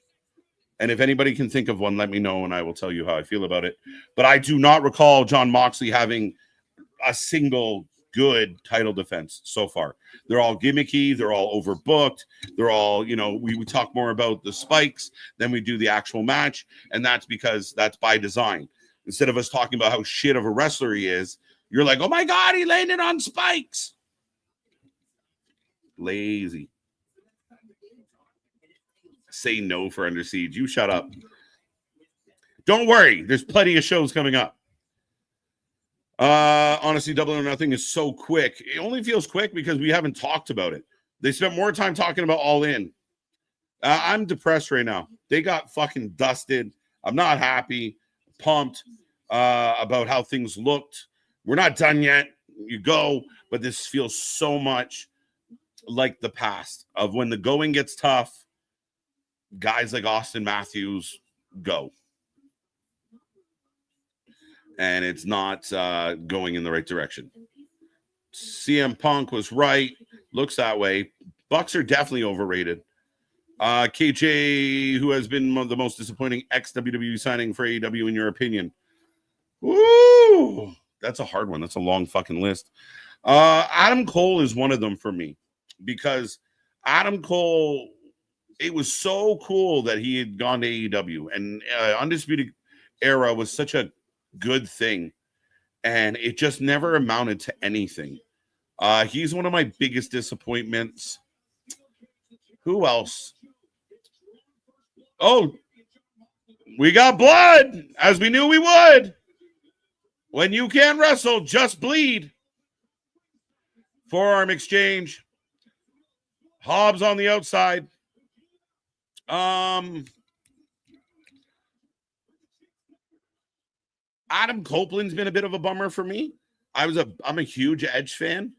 I like Edge a lot, and they made such a big deal about it, and it just hasn't really been good. The booking hasn't been good, and then he broke his legs. Now we get a headbutt. Big chop. I don't love how inconsistent Callis uses the numbers game to win matches. And and he uses his faction tonight to help Takeshita, but then he will use them to help Fletcher against Brody. The inconsistencies in general, Richard, you got to make decisions as a booker, you're going to produce this show every week, 2 shows every week. Then you gotta have that shit dialed in. They always work in a pack, or they don't. And if someone's not there, this is why they're not there. To me, it's either a lack of knowledge or a lack of effort. You guys decide. Right.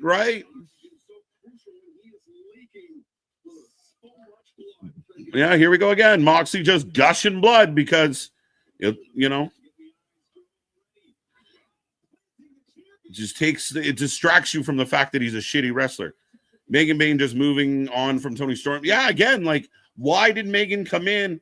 Megan's got everything you want. And Megan chasing Toni for a while to ultimately win the belt would have been perfect. No, but Tony's getting pinned by Mina. Mina's getting, fucking other, Mercedes is coming in. And then you thought there was issues there, which eventually there will be. But it's just such a clusterfuck. KJ, I will be happy if you pop live for this Saturday to hear one last Nature Boy music. We'll see. I mean, the Nature Boy seems to pop up. So Moxie kicks out of the submission. KJ, I'd love to see Angelina Loved and Taylor Wilde, ODB, Aslin K, Marty Bell in AEW for a couple of TV taping matches. Yeah, Mike, again, I think AEW is making a mistake by looking to the past all the time. Moxie biting Joe's face. There's too many fucking... I'm not impressed by the biting. I'm not. Clothesline.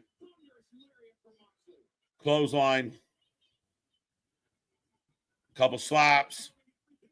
Couple forearms. Big kick by Joe. I am literally calling this match as it's playing out. And it is playing out in that kind of pace. He hits him. He hits him back. He pins him. He kicks out. The crowd's quiet. Megan Bayne just moving on. Yeah, it's not good. It's not good. I don't love the inconsistency. Got that one. KJ, who has the most disappointing? Yeah, again, anybody got some other suggestions? I'm all for it. I'm fucking heartbroken. This match is boring so far. Limb working cage, we got that one. 50 miles, not 5. 5,000 more, just to be the man that falls down at your door. Da-da-da-da-da-da. There's a rope breaks in a cage match. That's a good question, and I was a little confused by that as well. I usually know, but again, we make shit up as we go along. Yeah. Joe gets his hand up. I do like the old school 3 spot. The entire show has been boring. Riley Audison. Oh, slips through. Paradigm shift. Been boring. The opening match, to be honest. Hurt Syndicate and MJF segment was also good. I would agree. I kind of feel like that. I think the women's Fatal 4-Way was okay. Anybody out there trying to talk about what a burner that match was, fuck on off. Just because Sky Blue in her nice butt jumped off and did a crossbody doesn't mean that was a good fucking match. Yeah, I've never seen a rope break in a cage match before.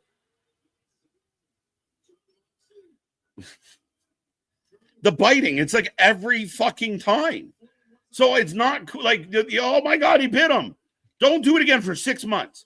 Every fucking match, I eat people. Fuck off, Moxley. Kachachabe! Go eat a match! Can you get the body lock? Shut up, Excalibur. A lot of hitting in this match. Here we go with the dumb shit. Claudio just fell up. Wait a minute.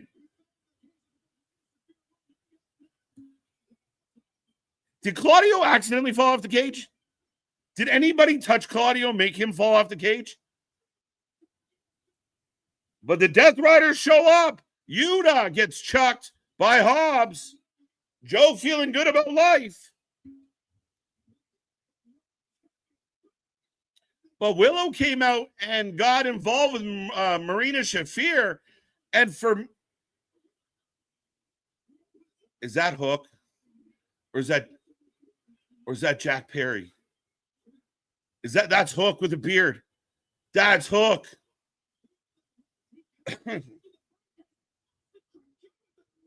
And it's over.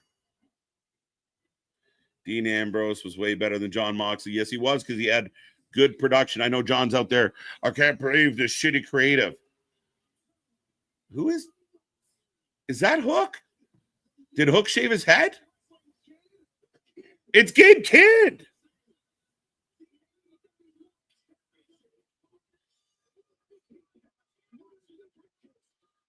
It's Gabe Kidd. Did Gabe Kidd just join the Death Riders? Why would he do that? Gabe Kidd's better than John Moxley. The fuck are we doing? I thought it was Hook. Hook made more sense. He had a hood on. It's Gabe fucking Kidd. Because that's what he does. If he bleeds, you don't. You guys ever see Liar Liar? And the girl goes, "What do you think about my hair?" And he says, "Whatever takes the attention off your face." That's what John Moxley does with wrestling. What do you think of my What do you think of my bleeding? Whatever takes the attention off your wrestling.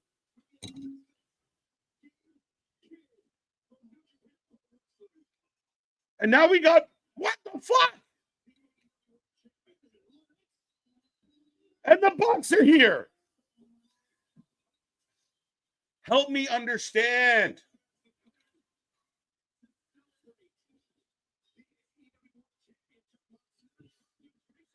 Hook with a beat. Yeah, I was like, who the fuck is it?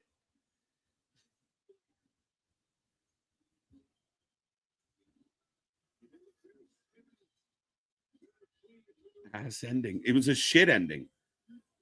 Again, I get you hit him with a suitcase, but it make it a little bit of duck the fucking suitcase, kick in the gut, battle a little bit.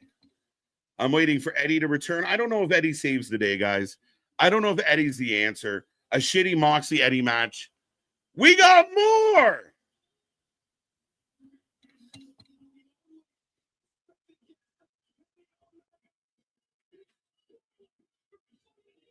Running knee, Kenny. It really is video game wrestling. It really is video game wrestling. There's Okada. And in the stomach. Oh, right in the diverticulitis. I don't fucking know. Shazam. Thank you. I don't know what's happening anymore. Willow took a nasty bump. I thought Claudio fell off the fucking cage by accident. I need a replay. Now they're lowering the cage. We're 9 minutes over the hour. Convoluted as fuck. You left out as fuck. Is this the new thing? Kenny's kicking Okada down the aisleway. I think Moxley and the Bucks shook hands. Oh, no, there's Kenny there. Who the fuck just chased Okada away? EVP trigger. The cage is lowered. This is how you know they pivoted quick and hard. Because things weren't going well. Yeah, 100%. 100%. But there, Moxley and the Bucks. Now, Moxley and the Bucks, there was tension with them. They didn't really, again, just unexplained.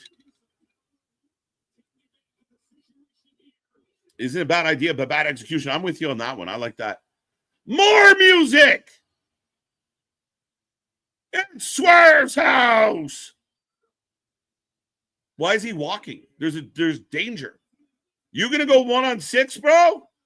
I know it's your house, but this is fucking stupid.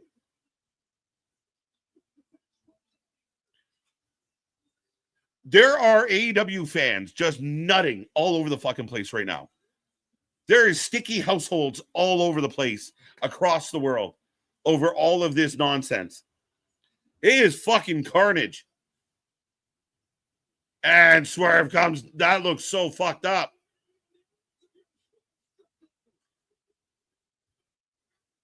Oh, now they got a button. How did they get the remote? Literally, the Bucks are running away from one fucking dude. One dude. There's 6 of you. And Swerve just stares them down. Garbage. Fucking garbage. I'm sorry, AEW. That's garbage.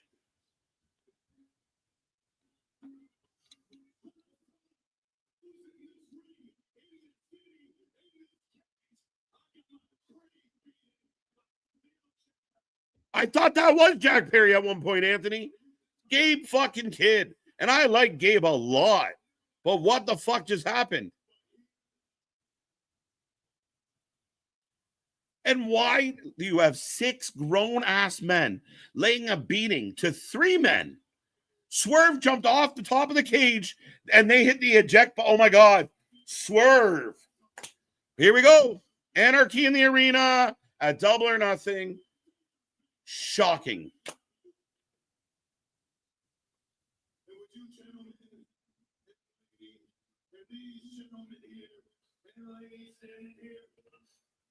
Is Gabe Kidd in for a one-off, right? Was that who chased Okada away? Anybody?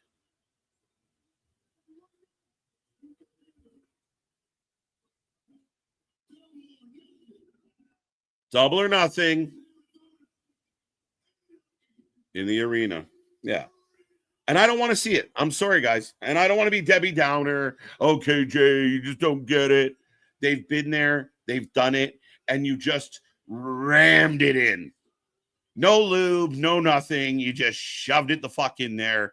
No apologies. You're just like, we want to do this, so it doesn't matter how we get there. We're just going to shove it in. And that's what they did. And we ended up with blood everywhere. Thanks, Moxley. That's what just happened. And that's what I don't like about this. It's overbooked. Again, you can piece it together week by week and add on pieces. And people are going to say, maybe they did. I don't give a fuck. I don't want to see Anarchy in the arena. I don't. They're bad. They suck. We've seen it. I don't know. What are we going to do? Right? We've seen, hypodermic needles through the cheek. We've seen things set on fire. Speedball with shoes. That's why I didn't know it was Speedball. Mike Bailey. Okay. Why? Anybody? Isn't Speedball fighting like Blake Christian on Saturday? What the fuck's his problem with Okada? I know they kind of last week. All right, ladies and gentlemen, AEW Dynamite has gone off the air. That is the end of the show. Get in the chat. Let me know how you're feeling. Let me know how you liked it. Did you like it? Was it too much? Was it too little? How do you feel? I just explained it the best I can explain it. I feel like they just shoved it all in. The Bucks weren't really dealing with Moxley. Moxley was kind of disrespectful. There was this weird thing. The Karate Kid. Thank you, Raymond. Speed bump, MDB. I don't know. It just feels so fucking forced. And the idea that they raised the cage and all ran away because of Swerve. And Swerve just stood there. Swerve didn't try to kick anybody. Swerve didn't throw a punch. Right? Grab somebody and punch them. Then the other guys roll away. Oh, fuck, this guy's for real. Have one of the other baby faces stand up and grab somebody, and now it's a more even fight, run away. But, Swerve standing in the ring. What? I mean, Samoa Joe's a killer. But you have no problem jumping him and beating the shit out of him. Why can't you jump Swerve? Not only is there a lack of consistency amongst any of the show, there's not even consistency in the fucking angle that's happening right in front of us. Gabe Kidd. Are you just bringing Gabe Kidd in for a one-off? Are you signing Gabe Kidd? What is happening with Gabe? I don't know. That was chaos. That was fun in a way. They basically had Bailey write off Okada from Anarchy in the arena. So is Bailey going to fight Okada at Double or Nothing just to keep him busy because we know Okada is going to fight Kenny? But Okada took a cheap shot on Kenny, so wouldn't Kenny want to get his hands on Okada and say, fuck this street fight? Again, guys, I'm not trying to cut it up. I'm not trying to hate on it. I literally start off every Wednesday about let's go. I got all the hope. I got all the excitement. This is going to be good. And again, there's fans out there that just see somebody was in a cage, somebody bled, and a whole bunch of people were in the ring. Best show ever. Dynamite's cooking. Tony's on fire. So what we got to hear every fucking week from these fucking people that wouldn't know a fucking wrestling match if Kurt Angle shit on their chest. I don't get it. Maybe it's again, people say real wrestling. Maybe it's just simple. Maybe that's the problem. We keep it simple around here. But like MDB said, and that's what I feel like they just did. No lube, no nothing, just straight down the fucking pipe. And for some of them, I'm sure it would slip right in. Yeah, I'm with you, 123 Kid. I love Gabe Kidd. I love him a lot. I think he's phenomenal. I think he's got a bright future. But he's better than Moxley. Like Gabe Kidd should come in as a guy that says, fuck you, John. That's Gabe Kidd. Not like, hey, let's be friends. That's not Gabe Kidd's style. Gabe Kidd already in a faction somewhere else. I'm so glad I didn't waste my money to see the bullshit tonight. Yeah, KJ makes you miss Jericho. It's so funny. I said it the other day. I was like, man, Jericho being away gives me less things to freak out about. So TK made up for that tonight a little bit. 8.5 out of 10. They are acting like Swerve is Kane after he took off his mask. Again, make it just take the time. Don't be lazy. And I get it. You're booking for the sickos, which now is you're booking for the simple. I get it. But have it make sense. Have it be a scuffle of why the heels rolled out. Not just the heels jumped the good guys and then remembered mid-fight, oh, wait, bro, we're pussies. We got to go. Let's get out of here. There's one guy. Dumbest fucking shit. Told you before, Tony Khan is give me Vince. Yeah. Tony Khan's problem is he needs to stop being his employees' friends. Yeah, I mean, again, and it's never going to change. I say it all the time, Wrestling Rants. Tony Khan is older than me. And if I behave the way Tony Khan did, there's people in my life that would slap me upside the head and ask me what the fuck is wrong with me. It's crazy. Even when they went to the back for the MJF thing, and I still don't get, why was MJF hiding from the Hurt Syndicate? What was the point of that whole thing? And again, Tony Khan jumping up and down with his eyes bulging out of his fucking head. 4 out of 10 from Kenny. So the Death Riders are hanging around the Elite. All that's missing is don't Callis family and we have Anarchy. Well, there you go. You got Anarchy anyway. 7 out of 10, 6.5 out of 10, 4 out of 10, 7 out of 10 says Dog Life. I want to go, like, I don't want to shit on this as much as I am. I think I'm in the 6 range, though, because, hey, let's be real. Straight up, ignore everything else that happened, guys. Was the match itself between Moxley and Joe good? It was not. It wasn't a good match. Same shit. 90 fucking shoulder or forearms and punches. Moxley bites you. Somebody bleeds. We all go the fuck home. So that becomes that issue. I'm at a 6. The tag match to open the show was good. MJF stuff was good, even though I don't understand why he was hiding at the beginning of it. The women's fatal 4-way was decent. I hated the finish. I don't like champions getting pinned, and that's for all companies. When WWE does it, I give them shit. I don't like Tony. You had fucking 4 women in the match.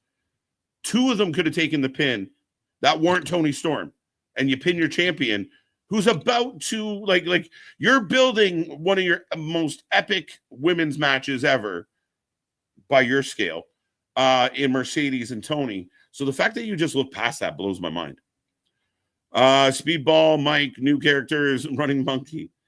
I want Tony to fucking license that music. Prince Nana dancing while everyone else got their butts beat. Yeah, like that popped me. That's funny.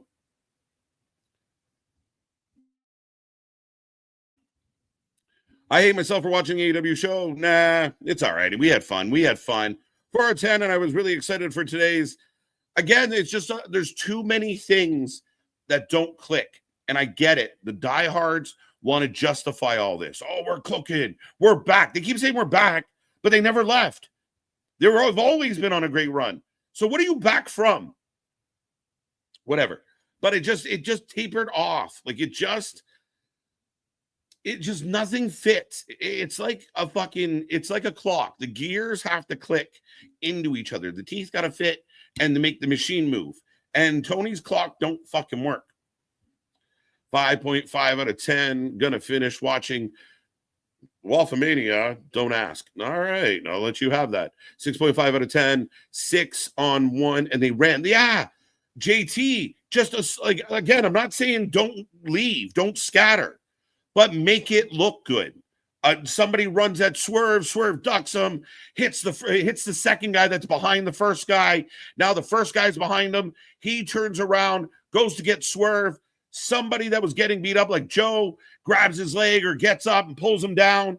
Now we got a scuffle. The odds are a little more even. Run away. Perfect. But for one man to stand in that ring, now we're going to do anarchy in the arena. And what you just told me is it could be Swerve against everybody because Swerve's the toughest motherfucker in the fight. You don't need to have anarchy in the arena. Swerve just ran all y'all off. Tell me when I'm wrong. 0 to 10. Too much bullshit. It was just chaos. Just chaos for the sake of chaos. AEW is an A. I liked it very much. Steel cage match is a classic. No, oh, come on, Jordan. After the match was good. And Whose House? I love the beginning of the tag team match too. Fair enough. I'm glad you like it was an A. Come on. The cage match was a classic. Come on. Are you just saying cage matches in general are a classic booking?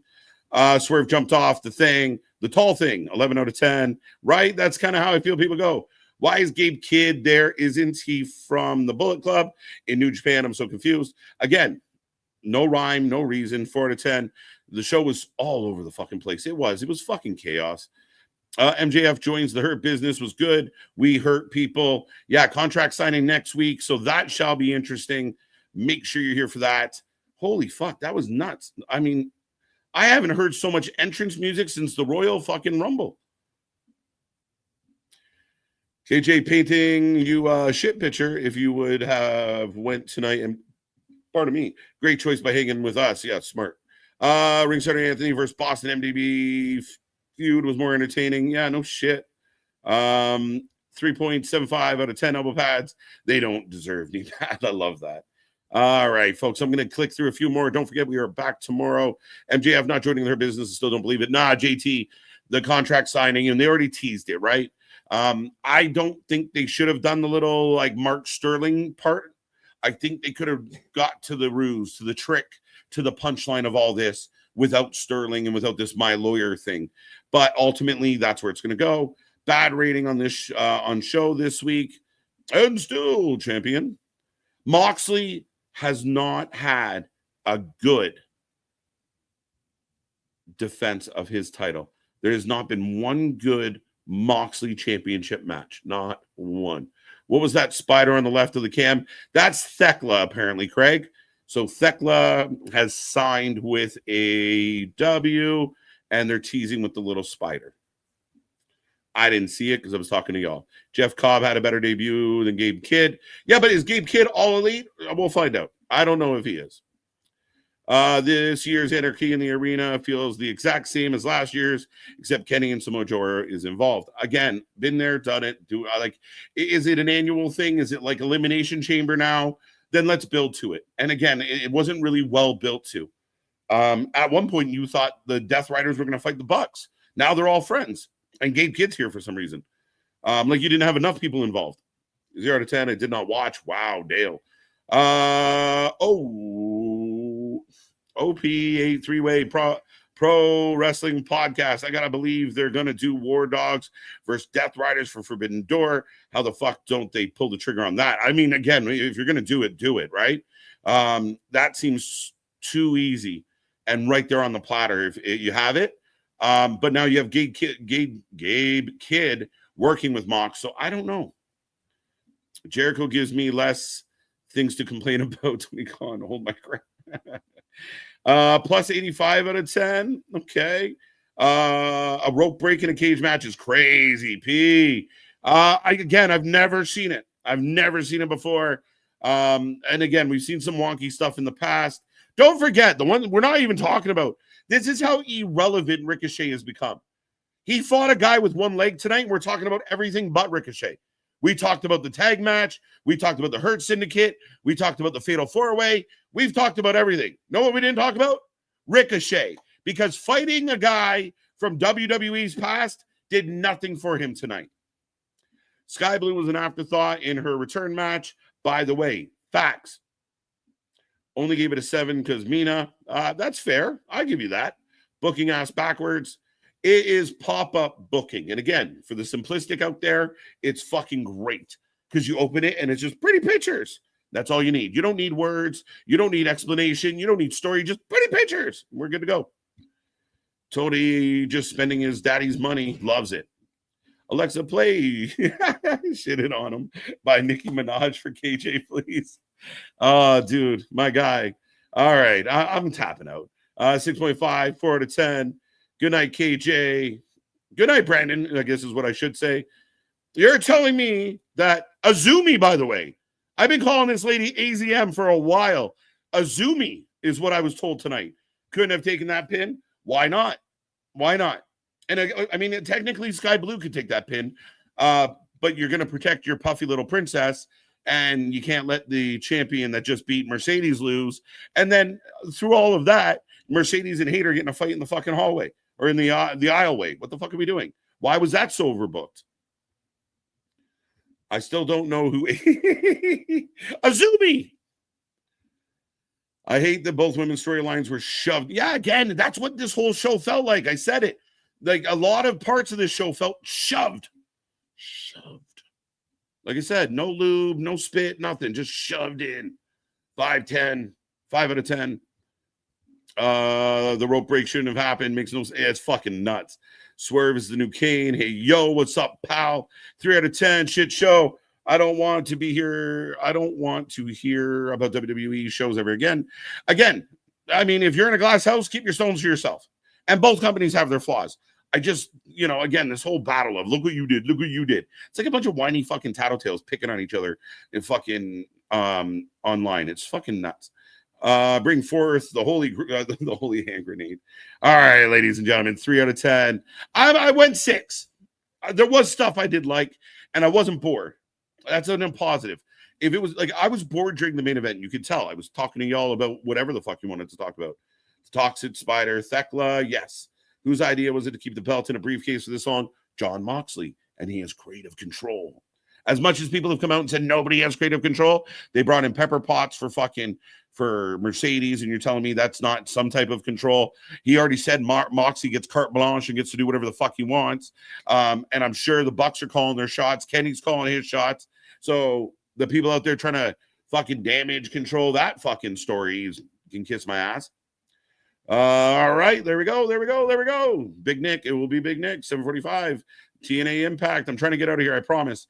What music do you predict will be played in the Anarchy? Oh, fuck, I don't know. But thank you, Brandon. Thank you, Ken. WFU. What is pop-up booking? I just explained it, I think. Pretty pictures. But other than that, folks, I'll read this one last one. Can you tell me what was the benefit of Ricochet wrestling? Nothing. But they tell themselves it was fucking wonderful. Oh, man, you got so much heat. You didn't give a heat from the people that were in the fucking building. Nobody cares. It's like if you chop down a fucking tree in the forest and nobody's around, fucking stupid shit. You hear me? I'm done. I can't go on anymore. Ladies and gentlemen, that was Dynamite. We are back tomorrow for TNA, Friday for SmackDown. We got all your wrestling. Be a friend, tell a friend. We are about to hit 7K. We're heading towards 10K. And again, follow all our socials. Click the little bell so you don't miss anything. On behalf of Big Nick, on behalf of Anthony, I'm stalling to find my button. I am KJ White. This was another fight night. Have a good night, and I will see you on the flip side until tomorrow night. Bye.